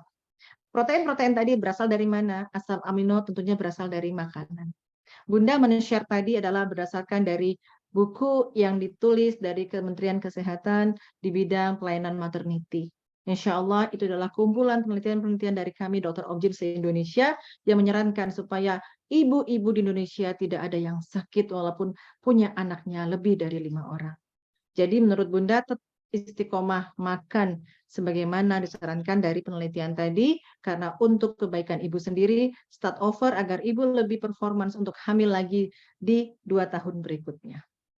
Baik, Dok mau nanya, saya bertanya Dok, anak saya usia 13 bulan, rencana mau saya 13 bulan. Saya mau ajak puasa Ramadan 13 tahun, Bu. 13 bulan, maaf. Rencana saya mau saya ajak, gimana sih maksudnya, Bu? Ibunya mau puasa. Oh iya. Apakah tidak ada menu atau tips khusus Ibu menyusui? Ya, Ibu silakan aja. Ibu menyusui itu dari menu yang saya sampaikan, Ibu tambahin sekitar 1/3 atau 30%. Jadi lebih banyak lagi, Bu, menunya. Jadi jangan berpikir saya tidak menampilkan menu menyusui, Ibu tinggal tambah saja 1/3 dari proporsi yang sudah saya tampilkan. Bisa kan ngitungnya? Kalau tadi 5 porsi nasi dalam sepiring, 2 piring, misalnya 4 aja deh. 2 piring pagi sahur, 2 piring berbuka gitu ya, tambahin 1/3. 4 kali 1 bagi 3, 4, 3, 1/4. Jadi tambahin 1/4 piring lagi untuk ibu yang menyusui. Jadi total ibu makan 2/3 piring saat sahur dan 2/3 piring saat berbuka. Contohnya demikian, ya. Baik, Ibu Alia Sawiti dari Bandung. Saya ibu menyusui, Ramadan tahun ini ingin mencoba saum lagi setelah 2 kali tidak sahur. Namun semenjak menjadi busui, persisnya akhir-akhir ini, BB saya terus turun Dok, bisa 1 kilo sebulan. Anak sekarang sudah MPASI 16 bulan. Saya kepikir untuk coba sahum. Pertanyaannya, apakah saya bisa berpeluang sahum walaupun BB akhir ini? Saya bilang tidak. Ya, tidak sama sekali Bu, karena Ibu kan sudah saya katakan, Rusyah tadi sudah ada, Allah Maha Tahu. Ibu sudah mengalami BB yang turun. Coba Ibu cek lab, cek semuanya. Zat besi, folat, kalsium, vitamin D. 4 ini saja Ibu cek. Dan urin Ibu coba cek apakah ada benda keton di dalamnya. Kalau misalnya ada benda keton, Ibu kelaparan, starvasi selnya, dan Ibu akan membuat darah dalam tubuh Ibu asam. Keadaan asam darah terus-menerus akan membuat penyakit-penyakit yang tidak diinginkan di kemudian hari. Jadi tolong parameter Ibu adalah periksa laboratorium. Ya. Tapi kalau saya suruh memilih dengan keadaan turun 1 kilo 1 bulan, saya tidak berpuasa saat ini kalau masih menyusui. Kalau tidak menyusui, ya Ibu silakan berpuasa sembari memperbaiki nutrisi Ibu sendiri ya. Assalamualaikum Dok, Waalaikumsalam. Maaf Dok, keluar topik. Saya ingin bertanya hal-hal yang utama saat prekonsepsi karena saya pengalaman hipermesif di masa Indonesia tekanan darah rendah. Ya tadi sebelum hamil cek semua keadaan HB, serum ferritin, serum folat, serum kalsium, vitamin D, kurang lebih 1 juta deh Bu biayanya ya. Cek Bu dari sekarang. Kalau semuanya tidak normal, Ibu naikkan dulu semuanya. Insya Allah demi Allah, pengalaman hiperemesis tidak akan terulang lagi Bu. Ya, kemudian tolong periksa lemak Ibu. Kalau LDL Ibu sedang tinggi karena hormon steroid gonad atau reproduksi dibangun dari lemak. Banyak kita mungkin merasa kurus, tapi tak tahu bahwa LDL atau trigliserida kita tinggi, sehingga lemak yang tidak baik lebih dominan dan itu yang membangun hormon.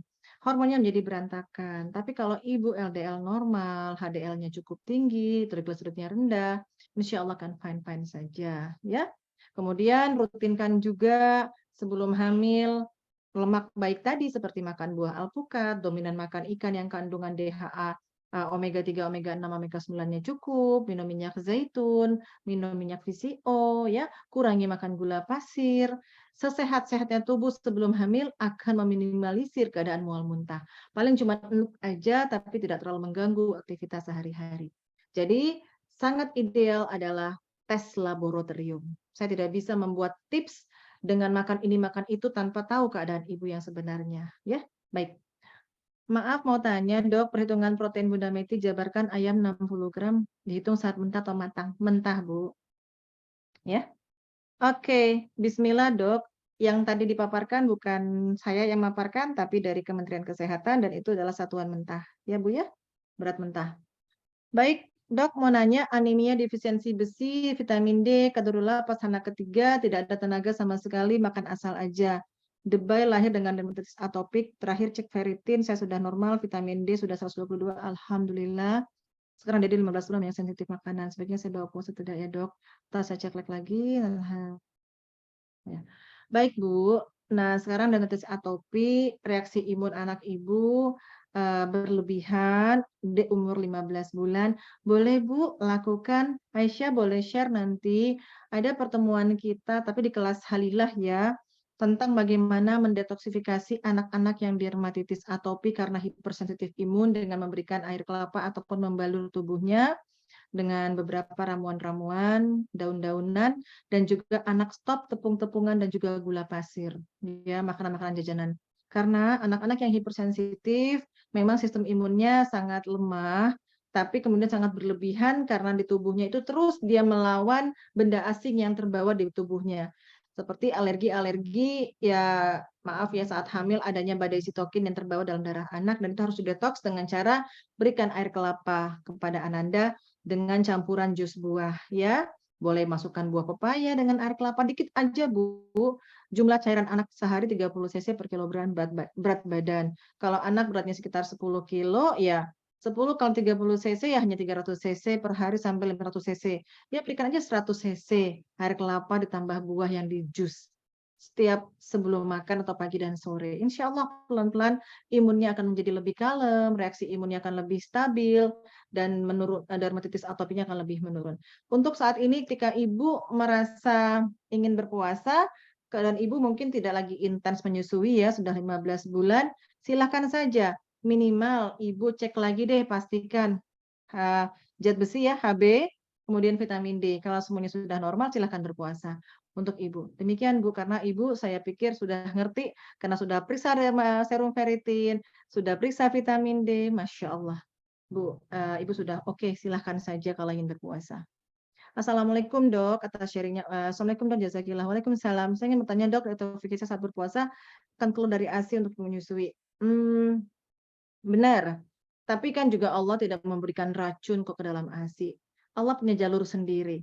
Detoksifikasi yang paling optimal saat kita berpuasa, saat menyusui misalnya, ya memang benar ada yang terbawa ke ASI, tapi maksimal lewat urin dan lewat tinja. Makanya Allah Maha Baik. Belum ada sih penelitian. Bunda pernah berpikir begitu. Kenapa Allah memberikan rusyah? Apakah karena ada sedikit toksin dalam ASI bagi wanita yang berpuasa? Karena ketika kita berpuasa memang benar Bu, ada proses detoksifikasi yang luar biasa terjadi, yang keluar lewat keringat, lewat urin, lewat tinja, dan lewat ASI. Tapi Bunda tidak berani mengatakan atau menghubungkannya dengan ASI dengan keluarnya toksin, khawatir nanti salah. Tapi Bunda hanya berpikir adanya rusyah, ambil saja. Saya sedang hamil, saya sedang menyusui, saya ngambil yang terbaik karena Allah Maha Tahu. Memang benar, ada pernah pendapat bahwa dalam ASI ada mengandung beberapa toksin-toksin yang keluar dari ASI tersebut. Baik, Bunda mau bertanya, sekarang kehamilan saya 25 minggu, kolesterol saya 280 minggu normal. Oke, ya tidak normal, tapi Ibu tidak boleh lagi, tidak boleh memakan statin seperti atorvastatin atau simvastatin karena sangat kategori C membuat anak cacat, tapi dalam hal ini Ibu harus meminimalisir semua makanan lemak jenuh. Kalau bisa Ibu hanya memakan makanan yang direbus, dikukus, dipepes, di steam. Jadi kurangilah makan lemak jenuh. Lemak jenuh tuh Ibu cek aja ya trans fat food di googling. Ibu jangan makan lagi karena trans fat food akan berkontribusi memberikan kolesterol tidak baik atau LDL-nya tinggi ya. Kalau Ibu 280 coba lihat apanya yang tinggi, LDL trigliseridanya. Kalau itu yang tinggi ya stop, namanya karbo seperti tepung ya, roti, kue, cake, cookies, crackers gitu ya, mie. Karena akan berkontribusi menjadi gliserol dan trigliserida. Dan kalau LDL adalah makanan dari lemak-lemak yang dipanaskan ataupun dipanggang. Seperti ya tadi ya makan makanan yang digoreng, dipanggang, makanan tinggi lemak lah seperti minyak yang dipanaskan. Tidak ada obat Bu, jadi Ibu harus switch makanan Ibu seperti piring Kemenkes, setengahnya sayur dan buah, lauknya ikan ataupun ayam kampung ataupun telur, ya daging kurangi dikit-dikit aja karena khawatir hamil akan beresiko keras makanan jadi hemoroid atau wasir ya Bu. Jadi ikan, telur dan ayam kampung silahkan direbus, dikukus, dipepes. Demikian Bu untuk menyiasati jangan sampai naik kolesterol nanti akan menimbulkan hipertensi, nauzubillah. Demikian ya. Dok, satu lagi ibu menyusui, kebutuhan energi ini harus tabel yang mana ya? Apakah sama dengan ibu hamil? Ibu tambahkan sepertiga dari ibu hamil, ya. Saya garis bawahi ibu yang menyusui, porsi ibu hamil ditambah yang trimester 3 ya, ditambah sepertiga lagi. Kenapa? Bayangkan kebutuhan kalsium rata-rata ibu hamil 1000 mg per hari. Ibu menyusui butuhnya 1.200 sampai 1.300. Dari sana mengambil kesimpulan naikkanlah sepertiga atau 30% dari proporsi yang Bunda Meti tampilkan. Karena kalau Bunda ajarin lagi detail nanti terlalu panjang slide-nya ya. Ingat, porsi menyusui lebih tinggi daripada ibu hamil. Kenapa orang Indonesia banyak osteoporosis nomor 1 di dunia, padahal tinggal di negara tropis? Allahu alam. Karena wanita Indonesia tidak memaintenance kalsiumnya setelah dia melahirkan, dianggap fine-fine saja. Padahal dia defisit dari vitamin D, dia defisit dari kalsium. Jadi ibu tambahkan sepertiga dari menu ibu hamil. Baik, Aisyah, lanjut lagi. Dok, saya Naila asal Bandung. Apakah konsumsi asam folat harus full setiap hari selama hamil 600 mg per hari? Jangankan Ibu Naila yang hamil ataupun mau hamil, Dr. Meti udah umur hampir 50 tahun masih makan asam folat 400 mg. Karena apa? Asam folat adalah bahan baku yang membangun enzim pembentukan DNA kita. Selagi kita masih hidup, kita perlu memaintain regenerasi sel untuk membelah dan bertumbuh mengganti sel yang sudah mati atau tua. Jadi kita selama hidup butuh 400 mikrogram asam folat. 600 mah masih kecil. Bunda kadang menghajar ibu-ibu hamil sampai 1000 mikrogram asam folat. Kalau ibu cukup 600 silahkan, perbanyak makan alpukat, perbanyak makan pisang, makan pepaya. Insya Allah juga mengandung dari buah-buahan tersebut adalah asam folat tersebut. Ingat, asam folat adalah suatu vitamin, vitamin B9. Ya. Berikut pertanyaannya, oke, mana lagi nih? Yang kedua, ketika usia 14 pekan tapi masih mual mentah, apakah untuk konsumsi susu, hemesis, bisa konsumsi Ya, silahkan saja. Bunda tidak terlalu konsumsi susu menjadi yang pertama. Bunda malah nyuruh makan sayur, makan kurma, makan buah. Ya, terserah sih mau makan susu atau enggak. Tapi kalau ada trans fatnya mendingan hindarin deh. Maaf, Bunda nggak bisa bahas susu dan tidak merekomendasikan susu dalam hal ini. Silahkan saja mau susu hamil trimester berapa. Tidak menjadi patokan wajib. Ya, kalau kita makanan yang lebih alami, lebih baik. Mencoba puasa saat hamil adakah alarm dengan sampai berbuka? Bunda nggak tahu alarmnya apa karena anak kita nggak bisa meronta-ronta memberitahu kepada ibu. Cek laboratorium ya.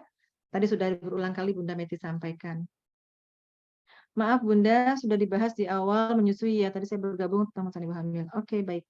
Bismillah, Ustazah bertanya anak keduaku usia 2 tahun 2 bulan setelah masih menyusui dan belum bisa pikir sudah mencoba berpuasa kadang tengah dan drop berat mungkin bulan puasa lagi. Sebentar ya. Ini kok jadi lari-lari.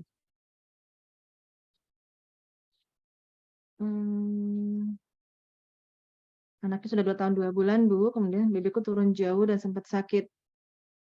Ya iya, Bu. Namanya ibu sudah sakit. Drop, bebeknya turun. Mau apa lagi contohnya? Allah sudah kasih rusyah, ambil. Jangan berpuasa. Perbaiki keadaan ibu. Ya, jangan-jangan ibu anemia, kurang kalsium, kurang vitamin D. Kurang serum folat. Ya. Bu, Assalamualaikum dok. Waalaikumsalam. Untuk trimester 1 kadang-kadang terasa keluar sedikit cairan di vagina. Mohon penjelasan. Cairan di vagina ini seperti apa? Apakah bau, ya? Apakah warnanya keputihan seperti susu? Apakah berwarna hijau? Kalau apakah ada caranya gatal? Kalau misalnya ada bukan bening, ya itu bisa jadi keputihan. Cara membersihkannya adalah mengganti pakaian dalam sesering mungkin saat habis berkemih. Dan jagalah pH vagina kita. pH vagina 3,5 sampai 4,5. Jadi ibu-ibu yang membasuh vagina dengan sabun dengan pH segitu, hati-hati, nanti kuman baiknya banyak yang mati. Kuman yang tidak baik akan mudah masuk, Apalagi bagi mereka yang suka pakai pakaian lembab dan suka menggunakan celana panjang, maka lembab tadi akan membuat jamur gampang tumbuh. Makin digaruk, makin terbukalah kulit pori-pori di sana dan gampang terinfeksi bakteri. Ada baiknya ibu pertama sekali mengalami lendir yang banyak, ganti. Ubahlah personal hygiene dengan tidak memakai pakaian dalam saat malam hari dan bawa pakaian cadangan, pakaian dalam ketika berkemih diganti. Pilih cebok vagina yang mengandung pH 3,5 sampai 4,5. Selama 1 minggu dilakukan tidak ada perubahan, periksakan ke dokter kandungan untuk mencari tahu apakah ini infeksi, apakah memang variasi normal saja. Demikian saran dari Bunda Meti. Oke, baiklah. Sebentar lagi ya.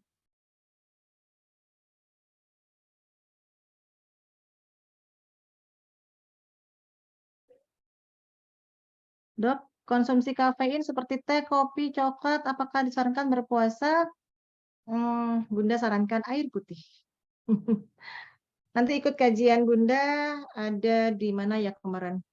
Di rumah taklim rumah Asyika. Di sana Bunda membahas kenapa Rasulullah mencontohkan berbuka dan sahurlah dengan kurma. Ya, dari mulai rutop, tamar, kurma, air putih dan madu.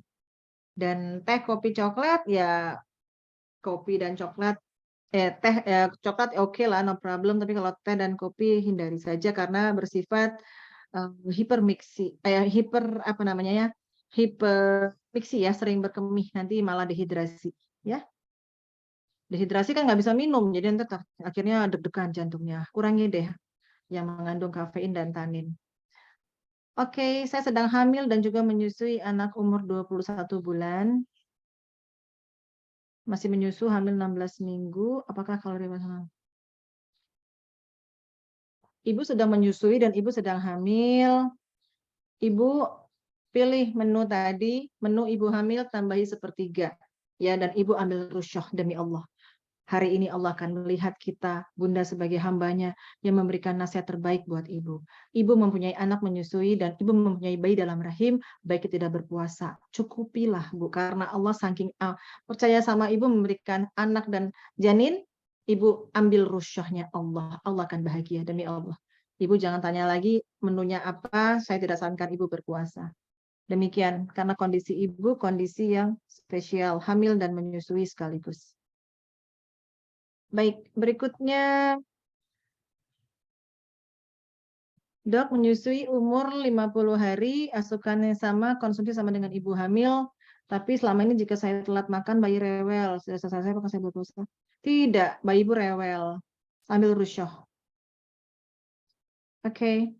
Apalagi BB bayinya ibu pas di batas minimal. Jangan sia-siakan golden period anak ibu ya. Ibu tanya lagi, Ustazah, untuk aktivitas berhubungan suami istri di bulan Ramadan, tidak bisa kita menahan permintaan suami di malam hari ketika berjima, berdosa, Bu. Tidak ada yang dikurangi. Kalau suami ingin meminta haknya, itulah kita sebagai muslimah yang taat kepada suami dan dalam syariat. Ya, selagi tidak haid, ya insya Allah tidak ada jatah dikurangi kalau suami berkenan. Ya, saya sering merasa lapar dan lemas. Apalagi tadi? Udah, oke. Kemudian dok, saya 14 minggu hamil, di awal trimester 1 sudah cek HB, ferritin, hasilnya defisiensi. Saya infus zat besi, tidak boleh puasa. Oke. Ya, Allahu alam, tapi kalau saya memilih rusyah, Bu. Oke, untuk Budian Rahmawati. Kemudahan, karena ibu dalam kondisi trimester 1. Saya tidak mau membenturkan pendapat ustazah dan dokter, tapi saya sebagai ibu yang 7 kali hamil, saya memilih rusyah demi Allah. Tidak ada dosa. Allah akan lebih senang dengan keadaan apalagi ibu yang trimester 1, periode yang sangat-sangat ekstrim pembentukan DNA anak kita. Ya, demikian ya Bu jawabannya. Bunda, saya bisa periksa ke bidan, diberikan vitamin sintetis tambahan. Ya, sekarang coba cek HB-nya berapa sayang. Kalau HB-nya normal, folatnya normal, vitamin D-nya normal, ya nggak perlu minum suplemen gitu loh. Suplemen itu kalau kita merasa ya HB kita tadi, makanya perlu diperiksa semuanya. Folatnya berapa ya. Kalau folatnya rendah sekali, ibu pilih yang 1000 mikrogram. Ya, tidak ada sih vitamin sintetis. Semua itu vitamin diekstrak kok, Bu, gitu ya. Yang sintetis itu biasanya hormon. Ya, jadi ibu-ibu harus dicerahkan nih, vitamin itu diekstrak dari sumber-sumber vitamin. Tapi kalau hormon, tidak ada yang menggantikan hormon. Tidak ada hormon estrogen, progesteron itu diambil dari manusia, karena nggak ada manusia yang mendonorkan hormonnya. Semua hormon itu sintetik, dibuat dari sapi, ya, dibuat dari hewan, gitu ya. Jadi kalau vitamin nggak sintetis, ekstrak dari sumber vitamin itu sendiri, dari pabrik, gitu ya. Tapi memang ada zat tambahan, mungkin ada zat gulanya sedikit, zat tepungnya, begitu Bu ya. Tapi kalau Ibu misalnya memeriksa semua kadarnya normal, Ibu mau maintenance makan folat, saya akan minum jus alpukat deh pagi, siang, malam. Saya akan makan telur deh 6 butir sehari direbus. Saya akan makan steam deh ikan 250 gram sekali makan. Saya akan makan sayur buah setengah piring saya. Perlu nggak vitamin? Kalau kadarnya sudah normal, nggak perlu. Karena nutrisi yang alami akan jauh lebih baik. Karena apa? Serat itu membantu bagaimana pencernaan jadi sehat. Karena serat kan prebiotik, Bu. Maintenance probiotiknya. Dan serat juga mencegah kita hemoroid saat hamil. Ya, Masya Allah deh, dibandingkan vitamin. Tapi kalau misalnya kita kedodoran folatnya rendah, HB-nya rendah, ya kejar dulu dengan suplementasi. Karena kan dia lebih ekstrak, lebih cepat naiknya. Setelah normal, kembali lagi kepada raw food atau makanan lebih alami. Ya.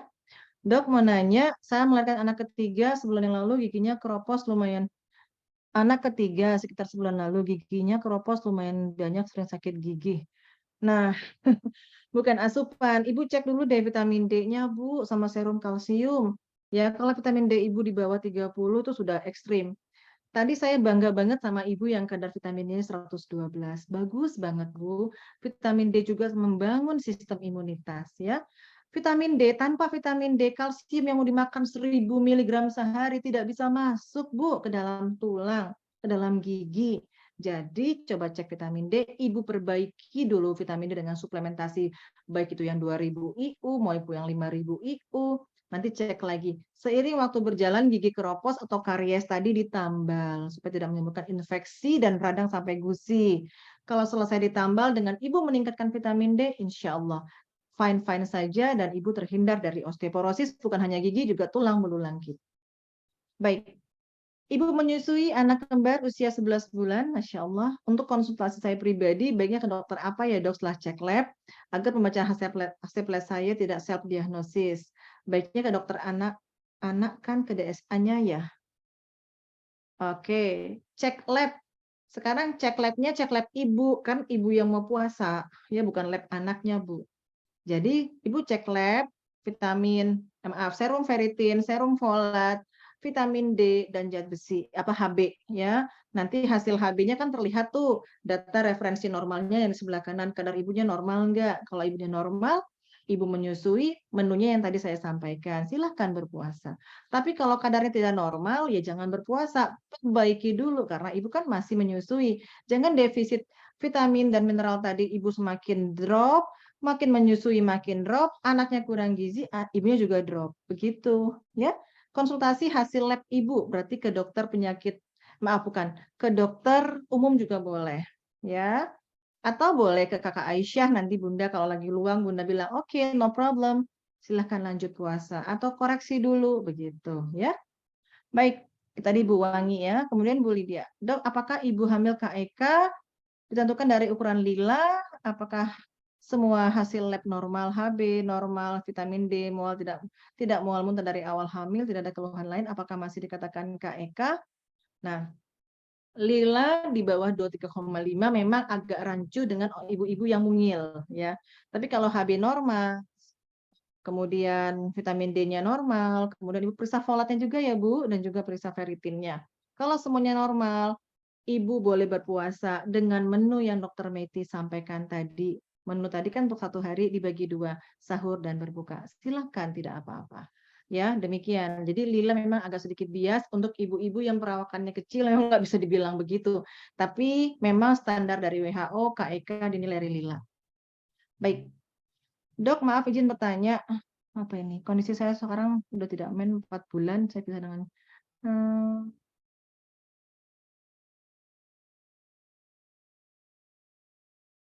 untuk mengetahui haid dan tidak haid, kita ukur, kita Kembali ke usia kita. Kalau usia kita masih di bawah 40 tahun, tiba-tiba tidak haid 4 bulan, ada apa ini gitu ya. Coba periksa lagi namanya AMH ya, anti Mullerian hormon.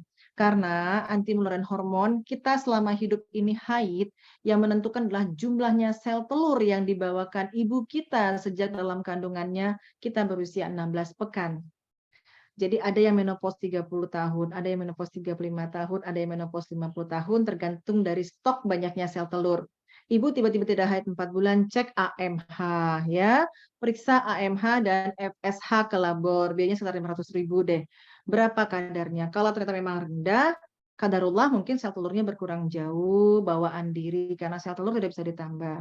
Penyakitnya adalah POV, prematur ovarian failure.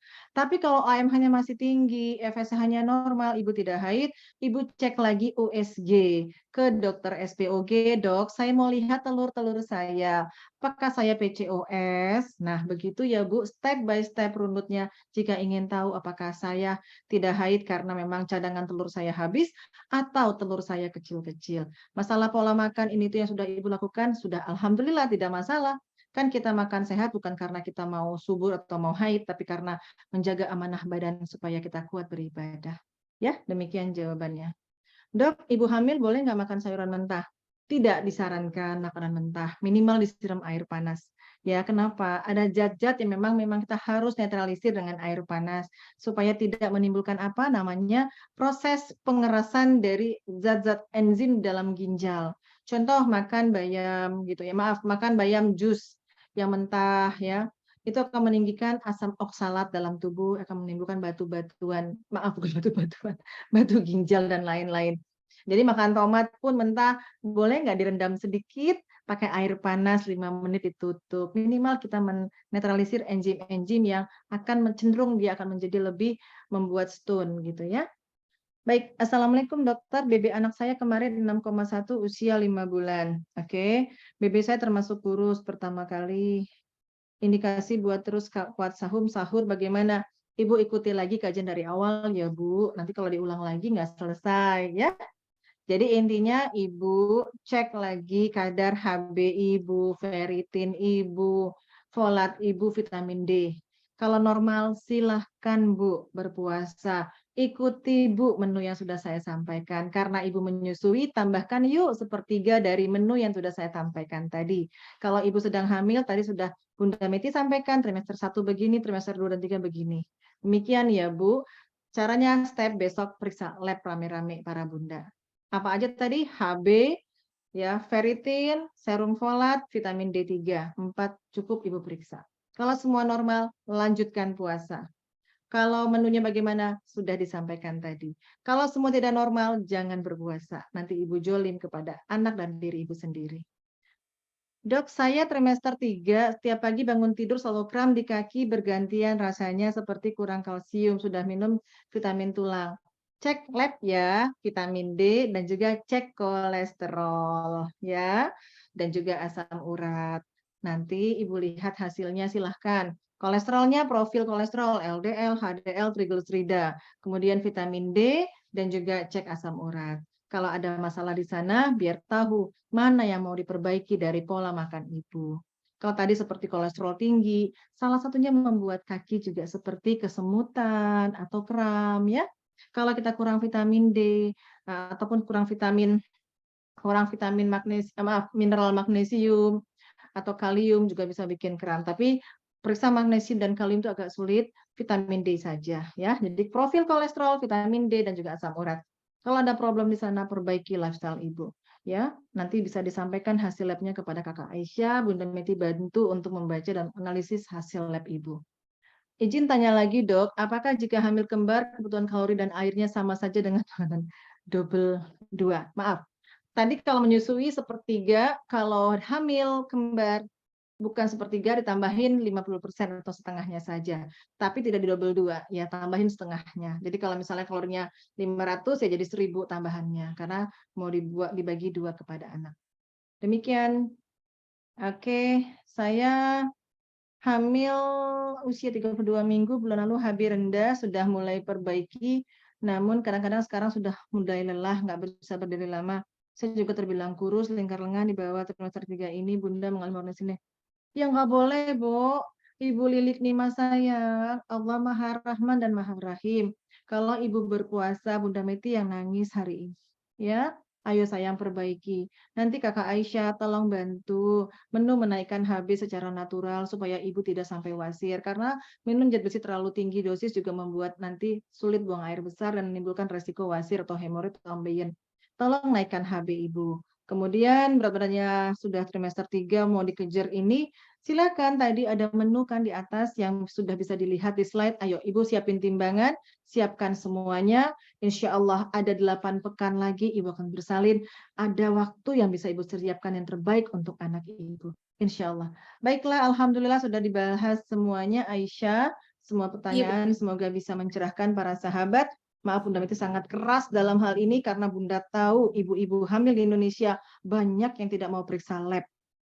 Ayo periksa lab Bunda demi kita mengetahui diri kita. Bagaimana kita bisa mencari substitusi makanan tambahan kalau nggak tahu berapa folat kita, berapa zat besi kita, berapa vitamin D kita. Ya, jadi 4 tadi darah rutin yang HB, serum ferritin, serum asam folat, dan juga vitamin D. Kalau bundanya normal, silahkan sayang berpuasa. Ya, karena ini yang paling esensial. Menunya sudah dipaparkan tadi. Tapi kalau tidak normal 4 tadi, tunda, ambil rusyok. Demikian ya. Insya Allah bisa mencerahkan para sahabat semuanya. baik Bunda. Alhamdulillah sudah terjawab semua pertanyaan melalui Q&A. Bunda masih ada waktu Bunda untuk yang raise hand Siapa satu saya? atau Oh ya, oke, satu ya orang ya. satu ya. Ini boleh terakhir ya Mbak Devi. Silakan boleh di-unmute.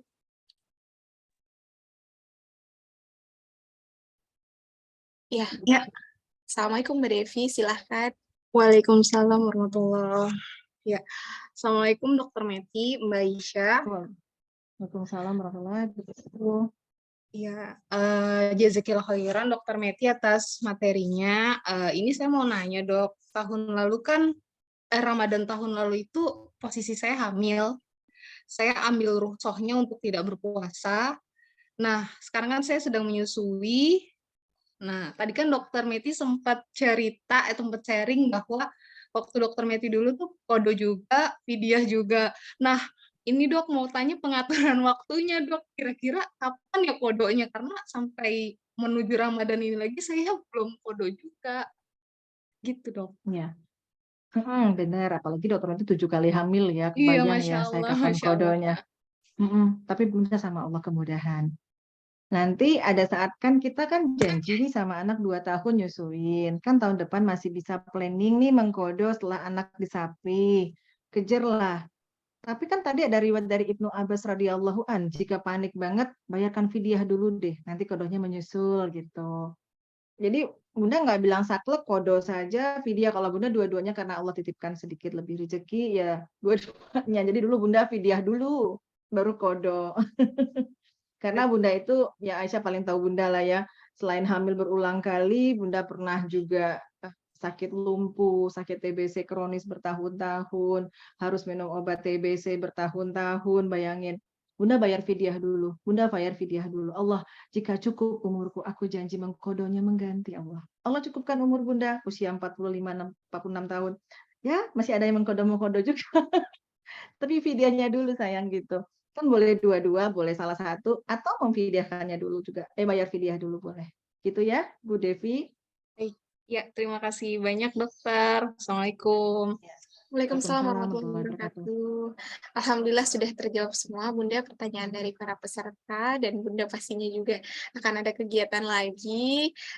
Jazakillah khair Bunda atas waktunya yang sudah disempatkan untuk berbagi pada peserta pada pagi hari ini sampai dengan siang hari ya.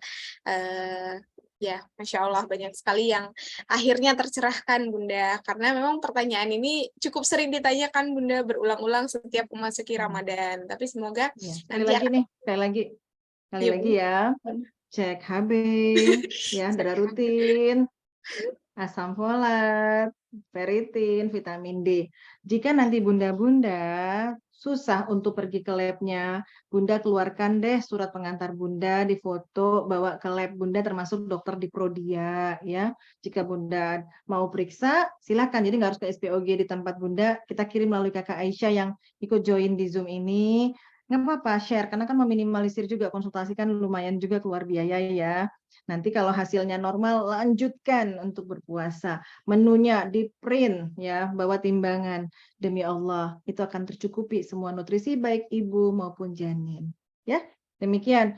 Aisyah, catat bagi yang mendaftar di Zoom ini, Bunda berikan surat rekomendasi, namanya siapa, umurnya siapa, bawalah surat itu ke lab langsung. Jadi tidak harus ke SPOG, nanti konsultasikan bayar lagi, kasihan, lumayan uangnya buat periksa lab ya.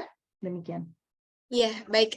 Nanti bagi yang ingin periksa lab ya boleh hubungi Aisyah langsung nanti untuk mengirimkan identitasnya ya Bunda ya supaya dibuatkan surat pengantarnya. Baik, untuk pagi hari sampai dengan siang hari ini sepertinya kita cukupkan ya Bunda ya. Kesimpulannya itu tadi ya Bun, sebelum memutuskan untuk berpuasa, periksa lab dulu untuk memastikan bahwa kondisi kita memang benar-benar insya Allah sudah terasupi nutrisinya sudah cukup untuk kita melakukan puasa. Nah, Yang kedua, kalau ditambah ada biaya lebih, tensi ya, dan USG. Tanyakan ke SPOG-nya, pada pinter-pinter banget nih pasiennya. Dok, bagaimana proporsi tubuh anak saya? Lingkar kepala, lingkar perut, dan panjang pahanya. Apakah anak saya proporsional? Apakah anak saya terhambat? Tidak, Bu, normal. Lanjutkan. Jadi lab, USG, dan juga tensi. Oke, no problem. Kalau 3 ini dilakukan, lakukan. Kalau Bunda Meti kemarin nggak puasa karena memang saat sedang sekolah dokter, koas, nggak bisa nyiapin makanan, makanannya cuma junk food ya. Penyakitan TBC pula. Maaf saya bukan buka istirahatnya juga aib, terbatas ya Bunda ya. nggak pernah tidur ya, jaga di IGD 24 jam, bahkan 3 hari nggak tidur. Mau gimana Bunda nyiksa anak Bunda nggak berpuasa. Tapi qadarullah Bunda nggak berpuasa, 4 anak Bunda pun diambil Allah ya saat hamil. Tapi ya Bunda ikhlas, semua perjalanan hidup kita masing-masing, makanya untuk itulah Bunda sangat cerewet untuk ibu hamil, cerdaslah, ukur diri kita, cukup nggak nutrisi kita, gitu ya.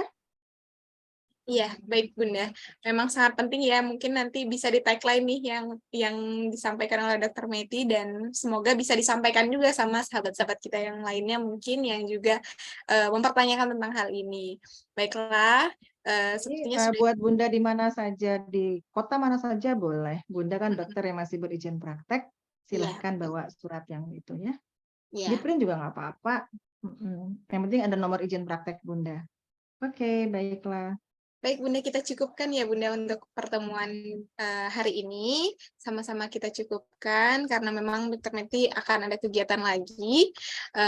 Sebelumnya jazakillah khair Bunda atas paparan materinya, atas penjelasannya yang memang sangat mencerahkan bagi para muslimah tentunya hari ini ya. Alhamdulillah kita tutup untuk pertemuan hari ini dengan sama-sama kita melafazkan hamdalah. Alhamdulillahirrabbilalamin dan kita tutup dengan doa kafaratul majlis. Subhanakallah bihamdika asyhadu an la ilaha illa anta astaghfiruka wa atubu ilaik. Kami dari panitia mohon maaf apabila terdapat banyak kekurangan ya. Semoga kajian kita hari ini mendapatkan manfaat dan kita semua bisa menyampaikan ilmu yang disampaikan oleh beliau tadi pada sahabat-sahabat yang lainnya juga agar semakin menebar manfaatnya. Silahkan untuk update ya kegiatan-kegiatan Halila, boleh follow di Instagramnya Halila MHED.center atau juga bisa follow Instagramnya Kalif di kalif.idn dan pengawal generasi Qurani. Dan insya Allah recording YouTube-nya bagi yang tadi belum mengikuti dari awal akan kita upload setelah ini di YouTube pengawal generasi Qurani. Insya Allah nanti juga linknya akan di-share di grup peserta. Baiklah, demikian dari kami panitia. Mohon maaf apabila terdapat banyak kekurangan. Wabillahi taufiq wal hidayah. Wassalamualaikum warahmatullahi wabarakatuh. Assalamualaikum warahmatullahi wabarakatuh.